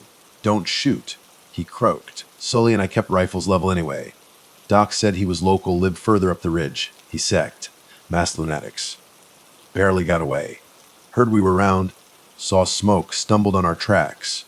We let him in, watched him like a hawk while Sarah patched up a nasty gash on his shoulder. Doc was cagey. Wouldn't look us in the eye. But he talked about a group, led by a man called Ragnar. Influence. Doc whispered, voice shaking. Don't know how else to say it. People follow him like he's a prophet. But it's wrong. They kill, voice choked. Didn't push. Terror was etched in every line of his face. That day, we decided to run. Pack evidence, photos, scraps, the journal, get to law enforcement. Nearest town was a crawl. Roads in and out were nightmares, especially with the early snow. Sarah said she'd come, knew the trails. Doc insisted too. Said the cult would be hunting him, dead man walking on his own. Pack gear, loaded rifles set out early. Never made it to the main road. Ridge trail, thick pines closing in. Bush. Figures erupted from the trees. Masks like something out of a nightmare. Crude mask, axes, spears, homemade knives. Eyes behind the masks, cold, methodical, empty. Silent charge as footsteps crunching snow. We fired back, but too many. Sarah screamed as they grabbed her, dragged her behind a boulder. Heard Sully yell my name, then rifle butt slammed into my temple. Stars exploded behind my eyes. Woke up to silence. Head throbbing, blood trickling down my face. Sarah huddled nearby, shaking. Doc crouched by a tree, eyes wild. Sully gone. Footprints leading away from the ambush, deeper into the woods. Rage and terror clawed at my insides. Sully. My brother. Not like this. Sarah was muttering something about cooperating, they wouldn't hurt him if we did. Asked her what she meant. Eyes flickered away, no answer. No time. Told Doc and Sarah we tracked them. Trail of broken branches, blood in the snow. Daylight burning fast. Suicide mission, maybe, but no choice. Night fell too fast. Lost the trail at the mouth of a cave system, hidden behind a rock face. Stench hit us like a wall. Rotting meat, something else of ancient evil. Got twisted. Entrance guarded by torchlight, one figure matching. Sarah and I traded looks. Muzzle of my rifle up, safety off quietly. Took out the guard, one shot muffled. He went down with a grunt. I knew they'd heard. Deeper into the cave. Worse than any war zone, torchlight flickered on damp walls. Stench choked the air. Tunnels branched off, chambers opening into horrors. Human bones piled in corners, butchered meat hanging like trophies, pools of old blood staining the stone. Vomit clawed at my throat, but fury kept me moving. Sarah close behind, breath shallow. Doc whimpering prayers in the dark, chanting, echoing through the tunnels, low, rhythmic, drawing us deeper. Larger cavern. Pressed against the wall, peered in. Rag the butcher. Tall, masked in bone and leather, face hidden, voice a gravelly rasp. Cultists knelt around him, heads bowed. Center of the cavern, Sully. Tied to a post, unconscious or too far gone to fight. Wanted to charge, guns blazing. Doc grabbed my arm. Wait, they'll kill him. Plan. We needed a plan. Then, horror, Ragnar placed his hands on Sully's forehead, chanting in tongues. Sully moaned. Cultists swayed, trance-like, air-thick, oppressive, unnatural. More than killers, invoking something vile. Torchlight flickered. Cultist twitched. Wolf mask. Jerked violently. Unholy growl rattling in his chest. Ragnar directing something. Eyes behind the mask rolled back, body thrashing, convulsing, inhuman shriek tearing through the cave. Sarah gripped my arm, trembling. Doc gasped, "Possessed," like it was the only answer. Cultist ripped off the mask. Face wrong. Twisted, not human. Lunged at another cultist, tearing into his neck with teeth. Acklet collapsed in blood. Others scrambled back, terrified. Ragnar watched, fascination in his masked eyes. Madness. Pure madness. Confusion. Whispered to Sarah and Doc, "Follow me." Chance. Slip around the edge, grab Sully, maybe get out alive. Colt distracted, trying to control the possessed man. Flickering torque light. Reach Sully. Conscious delirious. "Come on, buddy." Cutting ropes with my knife. Groaned, slumped forward. Pulled his arm around my shoulder. Sarah and Doc, weapons up, guarding our retreat. Then Sarah whispered, "Wait." Stopped. Eyes on Ragnar, possessed cultist still shrieking. Conflict in her face. Terror, but something else of remorse. Eyes locked with Ragnar's for a heartbeat. History. Shared understanding. Chilled me to the bone. Before I could process it, Sarah shoved us forward. Told myself I was imagining things. Slipped out of the cavern. Tunnel to the surface. More cultists charging in. Fight. Vicious, quick. Shots echoing off stone. Cultist's head snapped back as Sarah fired. Doc swinging flashlight like a club. Magazine empty. Recoil jarring my bruised shoulder. Chaos. Female cultist lunged at Doc, knife flashing, eyes dead. Doc dropped her with a shot, face white. Burst out into the night. Dragging Sully. Lungs burning, heart hammering. Snow falling, soft. Grotesque against the hell we just crawled out of. No plan, just run. Sarah led, dark forest blurring past, winding through fallen trees, jagged rocks, uncanny precision. Adrenaline fading. Sully stumbling, half conscious, half carried. Suddenly Sarah stopped. Turned, tears in her eyes. Listen, voice shaking. "He won't stop.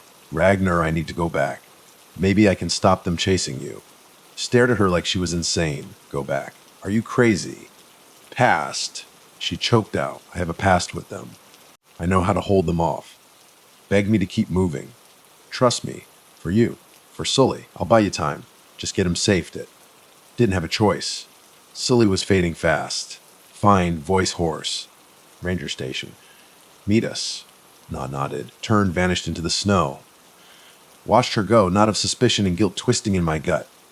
Didn't get far before we stumbled on another horror. Clearing, fire pit still smoldering. Around it scattered remains. Human remains. Mutilated, gnawed like they'd feasted there. Swallowed bile. Sully groaned in pain. Doc looked like he'd break. Pressed on. Don't look, don't think. Cabin dawn breaking. Collapsed on the porch, exhausted. Doc inside, tending Sully. Closed my eyes, waiting for Sarah, half expecting a bullet in the back. Forest silent, haunted by morning fog. Eerie hush shattered by engines. Vehicles grinding up the trail. Black's UVs, federal issue. Door slammed, men in dark jackets spilled out, scanning. Professional cold. Leader tall, hard eyes, flashed a badge. FBA. One look at Sully, blood on my clothes, questions started. "What happened here?" Leader demanded.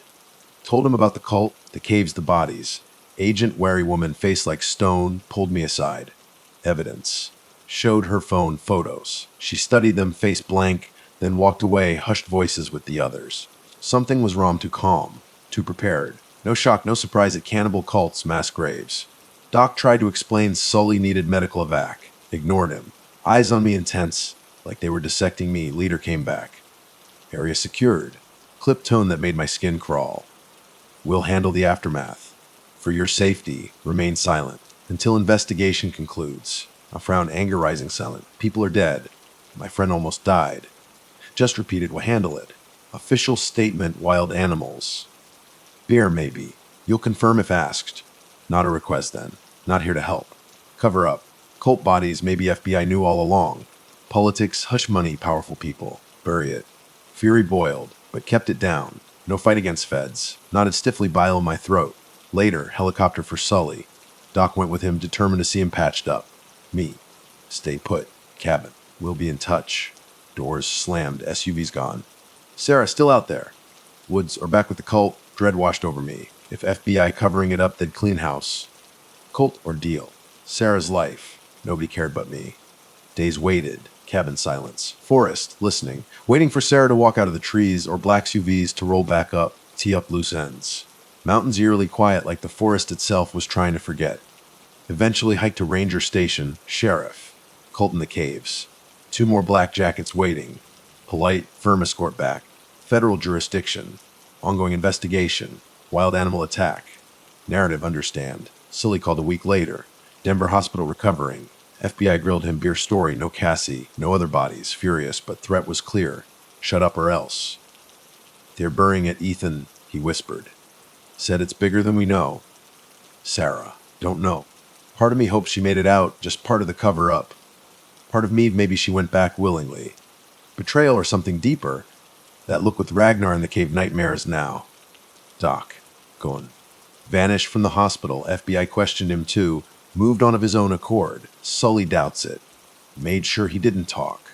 Voice shaking. Can't prove it, of course. That's how they do it. Months, still in the cabin. Insane, they think. Can't leave. Chained to the horror, needing answers that won't come. Patrol perimeter at night, rifle in hand. Expecting masked faces in the trees. Cult quiet now. No chanting, no carvings. Forest reclaimed its hush. Different kind of dread now. Living next to a beast pretending to sleep. Waiting to wake. Justice. Closure. Going, FBI shut it down. Half-sheriff shrugged. Newspapers buried the stories. Swept under the rug. How many horrors like this hidden in the wilderness? Cults, killers. Things we can't name. How often brushed aside for reasons we can't understand. This is my truth. Broken vet, cabin in the Blackwoods, haunted. Sully in chains, Sarah vanishing. Cult chanting in torchlight, federal agencies burying the dead. No moral, no neat ending. Just emptiness, regret, and Sully's face, tied to that post, cave floor slick with blood. If you're reading this, think twice about quiet places. Sometimes peace hides rot. Sometimes, when you try to pull rot into the light, powerful forces shove it back into the dark. Still here, rifle by my side, listening for footsteps in the snow, chanting in the wind. Evil can bloom in silence. System won't always fight it. Only thing left is to endure. Stay alive. Remind myself, every dawn nightmares never really end. But they haven't broken me. Not yet. They call me Alex. Urban explorer, thrill seeker, maybe a little reckless, depends on who you ask. My thing is forgotten places, the kind that whisper stories if you just stand still and listen. Old buildings, abandoned towns, anywhere history's left a stain. I'm based out of Bangkok, but on my days off, I'm out exploring, camera in hand, chasing whispers across Thailand. Wildlife, maybe some territorial dogs, that's usually the worst I expect. Until this trip, anyway. I'd heard whispers about Ban Naban, a village swallowed by the jungle somewhere near Khao Sok National Park.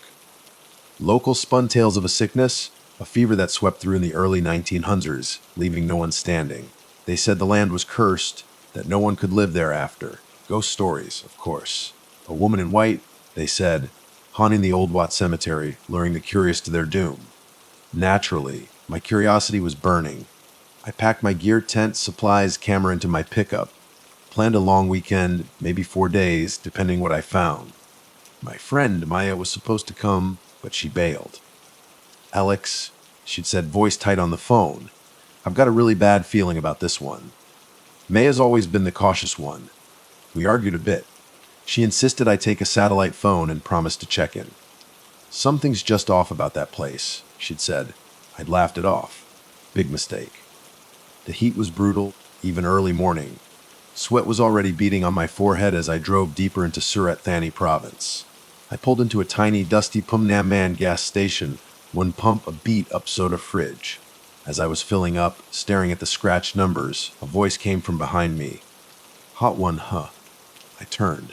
Guy about my age, maybe a bit older, tall and lean, wearing a faded fishing hat. His eyes were weird, pale green, almost gray, kind of hypnotic, but shadowed by the hat. Yeah, I said, not really wanting to chat.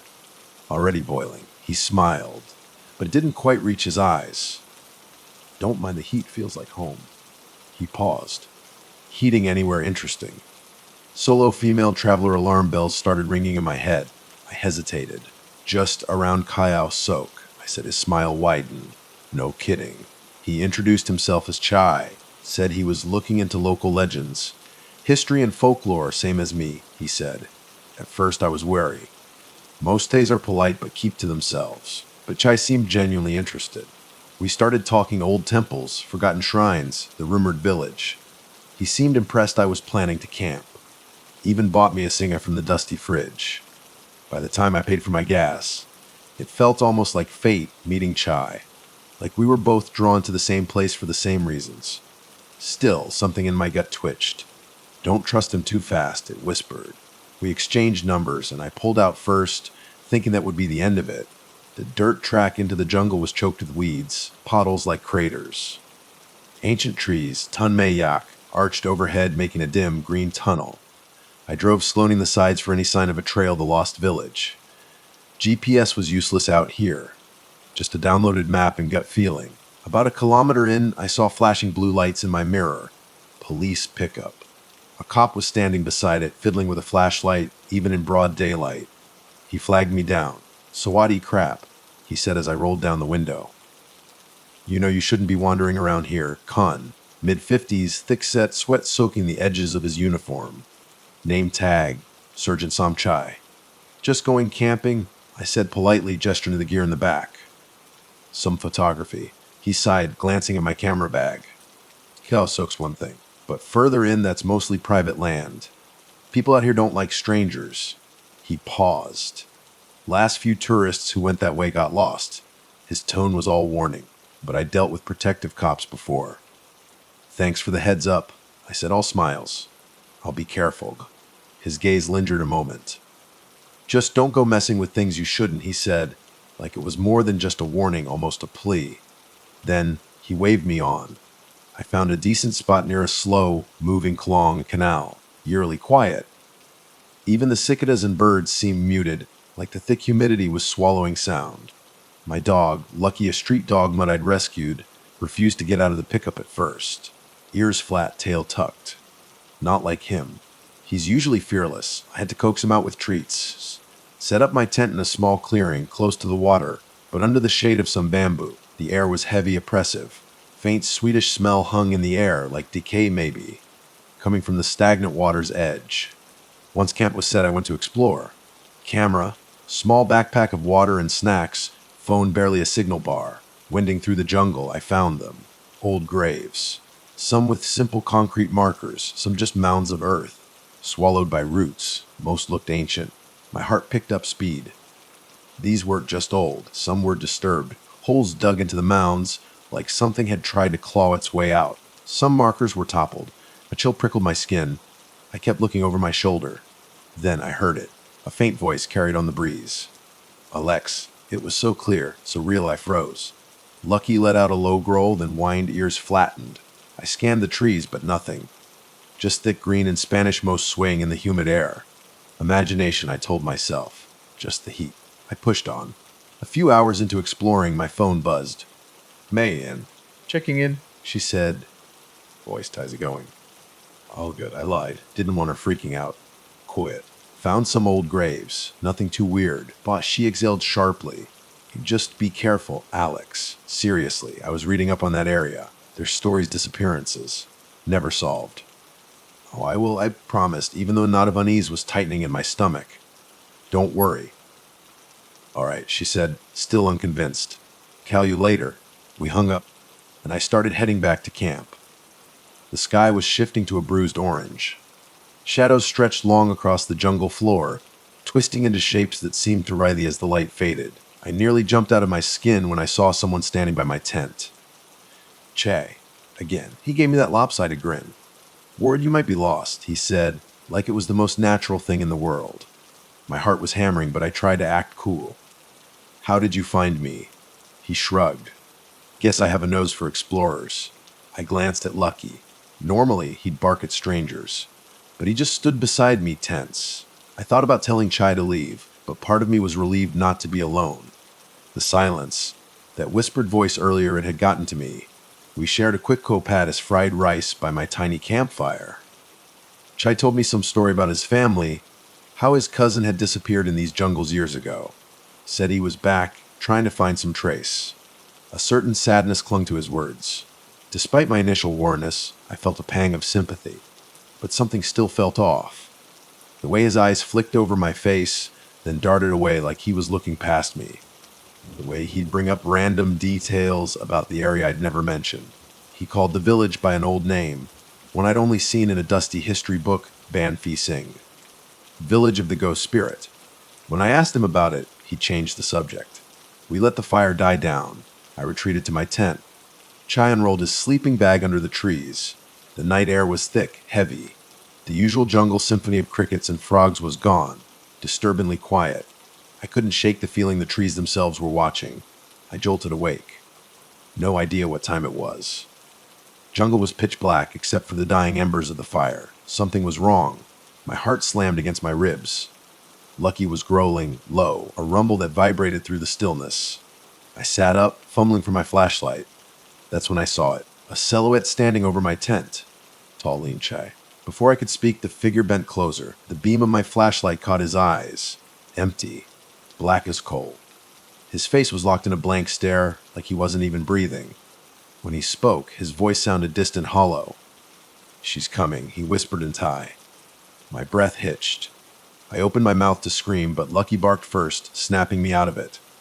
In that instant, the figure Chai blinked rapidly. His eyes flickered back to normal. He jerked back, like he'd been burned. "Alex." His voice was shaky. I was sleepwalking. I scrambled to unzip the tent flap, shining the flashlight in his face.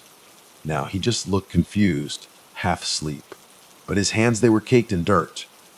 Damp earth under his fingernails. My nerves were screaming.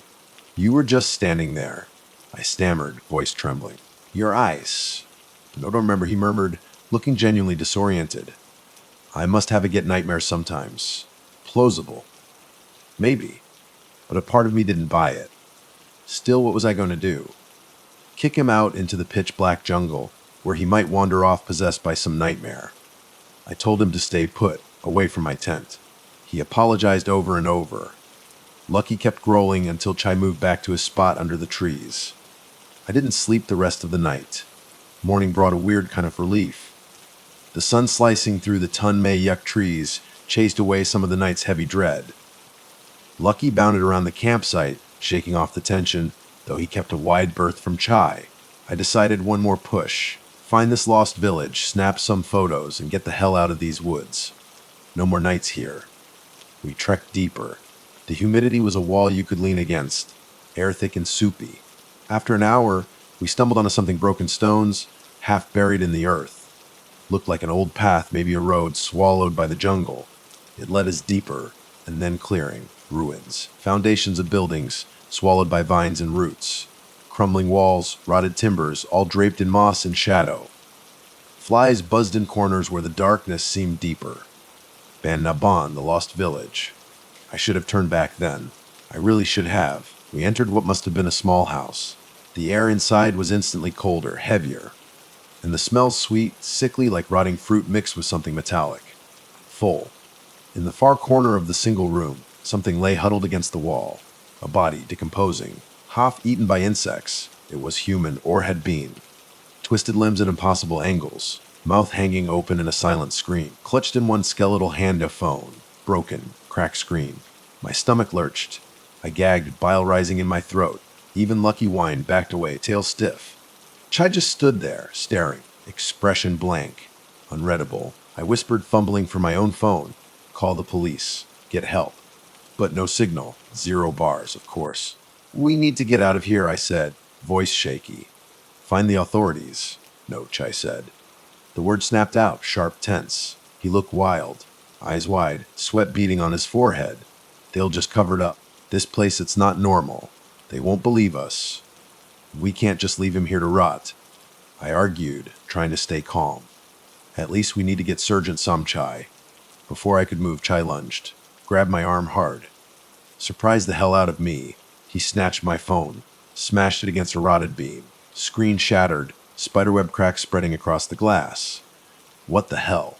I yelled, shoving him back, shaking with anger, with fear. "Are you insane? What's wrong with you?" He stared at the ruined phone, breathing heavy. "Izzy can't let you call them. We can't let them come." Who doesn't want them here? I snapped, reaching for Lucky. He was growling at Chai again. Chai pressed a hand to his forehead like his head was splitting. Nong Nak, he whispered. The woman in white. His voice trembled, like he was just repeating words someone else had put in his mouth. She's powerful. She's in my head. A cold sweat slicked my skin. Nong Nak, the most famous ghost story in Thailand. A vengeful spirit bound to her home. Suddenly, all those local whispers, the ghost stories, they slammed into me, terrifyingly real. He might be possessed. I thought heart-hammering. Or just completely lost it. Either way, dangerous. I didn't know how to handle this. Part of me wanted to knock him out and run. But I wasn't sure I could overpower him. I'm going back to my pickup, I managed, voice tight. And I'm taking Lucky. We'll find help. He didn't try to stop me. Just sank to his knees beside the corpse, staring down it, like some twisted respect. Reverence. I didn't wait to find out. I hurried back along the path, every muscle screaming with tension. The jungle seemed darker now, shadows deeper. A chill crawled across my skin, even in the sweltering heat. Twice I thought I heard footsteps behind me. But whenever I spun around, nothing. Just the rustle of leaves, the sigh of the wind. Finally, I burst into the clearing where I'd parked and froze. Surgeon Somchai, standing by his pickup, fiddling with his radio. Relief flooded me, so strong it almost buckled my knees. But it died as fast as it came, his face grim. Hard. "Cunt, Alex," he said, voice flat, even. "You found something, didn't you?" I told him. About the body in the house. About Chai smashing my phone. He listened, jaw clenched, eyes darting around the trees, like he was looking for something too. Or someone. "We need backup," I insisted, voice rising. "There could be more bodies out there. We need tow." His gaze shifted, like he was deciding how much to tell me. Finally, he sighed a heavy, defeated sound. "There are more," he admitted, voice low. "Over the years, tourists, villagers, they come snooping. Go missing." He paused, swallowed hard. We try to keep people out. But they never listen." He reached for his radio, but before he could speak, a twig snapped behind me. Che, emerging from the trees. Face pale drawn, eyes again, that distant, empty look. Lucky bared his teeth, a low snarl rumbling in his chest. "Stay back." Surgeon Somchai barked, drawing his pistol. Che didn't flinch, just kept walking towards us. And then it happened. In a split second, his posture changed. Twisted, almost inhuman. He lunged for the surgeon. Somchai fired. But Chai moved with impossible speed, knocking the gun from his hand. Lucky barked, furious, but I yanked him back, not wanting him hurt. Chai's hand clamped on a Surgeon Somchai's jaw. Twisting, I heard a sickening crack. The surgeon went limp, collapsing to the ground. I stood there, frozen, shocked. My stomach churning at the sight. He was dead. Instantly, Chade, or whatever was controlling Chai, looked back at me. Eyes black again, devoid of anything human. "You disturbed her rest," he said, voice echoing distorted. "You will bring more to her." I backed away, heart pounding so hard I could barely breathe. My pickup. Behind me. I fumbled for the door handle, yanked it open. Lucky jumped in. I slammed the door shut. Chai reached for the pickup as I scrambled into the driver's seat. Managed to lock the door just in time. He pounded on the window, glass splintering under his fist. Terrified, I jammed the key into the ignition. "Please, please, start." Thank God, the engine roared to life. Adrenaline surging, I floored it. Wheels spitting gravel. Chai was forced to jump back. My pickup tore back onto the narrow dirt track, bouncing over potholes. Glancing in the rearview mirror, I saw Chai standing in the clearing, watching us go, his body twitching, unnaturally. Surgeon Somchai's body lay motionless beside him. I sped through the jungle, tears blurring my vision. Phone destroyed. No way to call for help. The trees closed in, canopy so thick I could barely see the sky. Just kept driving. Desperate. Searching for any sign of anything. The dirt track forked, twisted, confusing, leading me deeper into the shadows of the jungle. I was so focused on escaping, I almost missed it. The figure sprinting through the trees parallel to me. But he was there. He. Che. Or that thing in Chai, keeping pace with the pickup. Panic spiked. It shouldn't be possible. Lucky, whined, pressed himself against the passenger seat, shaking. Suddenly, Che cut across the track in front of me. I swerved, tires screeching. Barely missed him. The pickup skidded sideways, smashing into a Tunsay tree. My head slammed against the steering wheel. Everything went hazy. I don't know how long I was out. Seconds. Minutes. When I came to, the hood was smoking. The passenger door was crumpled inwards. Lucky was whimpering, seemingly unhurt, just terrified. My seatbelt had saved me from the windshield, but my forehead throbbed and I tasted blood. My whole body trembled as I fumbled to unbuckle myself. When I looked outside, we'd crashed right next to a cluster of old Chetis stupas. Like the jungle itself had guided me here. The Wat Cemetery. Worst of all, Chai. He stood just yards away, tilting his head at me like a curious animal. I grabbed a small fake key and a pocket knife from the console. Felt pitifully small, but Chide or the thing possessing him didn't move to attack. Instead, he seemed to be struggling, arms shaking, head snapping to one side. For a moment, I saw his eyes flicker, just for a heartbeat back to normal. He mouthed a single word. Run. I hesitated, but the next moment his eyes rolled back, black as night again. He snarled, lunging at the pickup. I shoved the mangled door open, forced my way out, yelling for Lucky to follow. We bolted in the trees, away from the track, away from him. Didn't know where I was going, just needed distance. Between me and that monster. Branches snapped behind us. Chai crashing through the undergrowth. My lungs burned, air sawing in and out, but adrenaline kept me moving. We stumbled into it. The old Wat Cemetery, the one from the stories. Overturned cheeties, half-dug graves. Faded headstones, inscriptions worn away by time and rain. In the center of the clearing, a massive Tunsay tree, ancient, gnarled. Most stripped from its branches, hanging over a ring of stones. It felt old, powerful, and wrong. That's when I saw her, Nang Nak. The woman in white, just like the legend said, a hazy skeletal figure shimmering in the air, wearing a tattered white sense, a traditional skirt, and suwa pat as blouse. Her eyes hollow pits of darkness. Her mouth hung open in a silent, endless scream. Seeing her paralyzed me. Terror, so cold, so deep, it stole my breath. Lucky whined, pressed himself against my leg, trembling. The ghostly figure hovered near a toppled chetty, barely an arm's length away. The air turned icy, despite the sweltering heat. I saw my breath mist in front of me, a tiny cloud in the gloom. She spoke, though her lips didn't move in any human way. You will bring them, she said. Voices layered on voices, male, female, old, young, all whispering in my head. They must feed me. I staggered back, grabbing Lucky's collar, pulling him close. Then, a scuffling sound behind me, Chai. He emerged from the trees, chest heaving, face smeared with dirt and sweat. He stumbled towards Nang Nak, dropping to his knees as if in worship. I tried to edge away. But in a blink, Chai was on his feet again, grabbing me.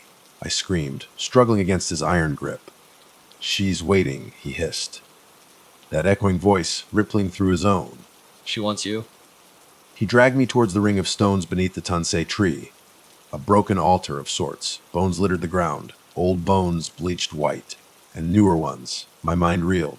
Horror sinking in. This was a place of sacrifice. The wind swirled around us, carrying whispers, moans, and the cloying stench of decay. Chai forced me to my knees among the bones, pinning me down by the shoulders. I clawed at him, tried to stab him with the fat Kian, but he knocked it away like it was nothing. Lucky barked hysterically, then bit Chai's leg. Chai howled in rage, kicking out at Lucky, sending him yelping, tumbling aside. I screamed, fury and terror twisting together. Stop it. But Chai's face was contorted, inhuman. He pressed me down with sickening force. Just when I thought my bones would snap, bright headlights cut through the clearing, illuminating us in a harsh white glare. Slam of car doors. Several men in dark suits, black vests, stepped out aiming rifles. No insignias, but I recognized the gear. Special branch, military intelligence. The moment they opened fire, Chai jerked up. Releasing me, bullets tore into him. He staggered back, shrieking. A voice that was wrong. Part human, part something else. Demonic. I scrambled to Lucky, hugging him close. My brain was shattered, pieces flying everywhere. Couldn't make sense of anything. The men advanced fast. One of them fired a dart. Tranquilizer. Sharp sting in my neck. Vision blurred. From the corner of my eye, I saw Nang Nak, fading. Into the darkness. Her form flickered in the headlights, then gone, like she'd never been there. Through the ringing in my ears, I heard one of the men shout in Thai, "Secure the subject." Another voice responded. Target neutralized. Che! They meant Che. I tried to speak, ask what was happening, but my words slurred, thick and clumsy. Darkness swarmed the edges of my vision. Last thing I remember seeing Chai's bullet-riddled body twitch just once, like he wasn't quite a dead. Then everything went black. I woke in a hospital bed, heavy drip in my arm, my eyes puffy red-rimmed. When she saw me stir, she almost collapsed onto the bed, hugging me tight. Alex, thank God, you're alive. I tried to speak, but my mouth was like sandpaper. The room was small, plain. Outside the window, a sunny parking lot. Definitely not Bangkok. Some small clinic somewhere. What happened? I croaked. Memories flooding back. Chai, Sergeant Somchai, Nang Nak. Maya shushed me softly. The doctor said dehydration. Delirious. They found you wandering near the main road. That's what they told her. Anyway, no. I said, voice weak, but firm. That's not. I know, she said softly, stroking my hair. Boot, they're saying you hallucinated. They said a local police officer died in an accident. Unrelated. No mention of Chai. Fear tightened my throat. Covered up. Whoever they were, had sanitized the site. Removed the bodies. The ghost. The thing that had controlled Chai. Safer for everyone for the story, to dismiss it all as the ramblings of a dehydrated tourist. Lucky, I asked, desperate to know. He's okay, Maya said, smiling through tears. Local rescue found him. He's with me now. They wouldn't let him in here, but he's safe. Relief washed over me, but it was fleeting. My mind still reeling. A few days later, I was discharged. Official report lost, disoriented. Sergeant Somchai freak accident with his own weapon. Nothing about Chai, the village, the cemetery. Nothing. The memory haunted me.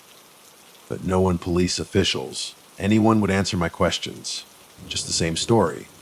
Lost tourist, track accident. Maya tried to find records of Chai. Ethan Maddox in your story. Nothing. Like he'd never existed. The Pum Nam Man owner claimed not to remember him. Threatened. Scared. Buth. We drove back to Bangkok. Tried to go back to normal. But the nightmares, I'd wake up in a cold sweat, hearing Nang Nak's voice calling my name. Jolt up in bed, half expecting to see Chai in the corner, eyes black as coal. Weeks passed. Tried to bury it all. Then, one morning, browse old books. Researching temple legends, I found it. A faded photo. Young man with a narrow face. Those same haunting, pale green eyes. Caption Naban Village Family, 1910. My pulse spiked. Che, in the picture. Next to him, another figure. Half blurred. I leaned closer, heart pounding. A woman in a white sen. Her face a blank smear. Dated 12 years ago. No coincidence. Hands shaking. I slammed the book shut. Phone buzzed. Unknown number. No text. Just a single image. Me in the hospital. Unconscious. Strapped to monitors. Taken from the hallway. A reminder. A threat. Walls closing in. They're watching. Making sure I wouldn't talk. Part of me wonders if Nang Nak is really contained. Or if she's still out there. Roaming. Waiting for the next curious soul to wander too far from the path. I haven't told anyone the full truth. But writing this down, it's the only closure I'll get. There's a darkness in those jungles near Khao Sok. Something ancient. Insatiable. And whoever they truly are, would rather let it linger than risk anyone knowing. I only hope this reaches someone who believe. If you've read this far, stay away from Ban Na Ban. Listen to the whispers, heed the warnings, and never, ever ignore that feeling in your gut. Because once you've seen her, once Nang Nak has laid eyes on you, there's no guarantee you'll ever be free. And if you see a man with pale green eyes, wearing a fishing hat on the roadside, offering to guide you, run. Run the other way. Before you join the countless souls whose bones lie scattered beneath that ancient Tun say, forever feeding the darkness that never really died.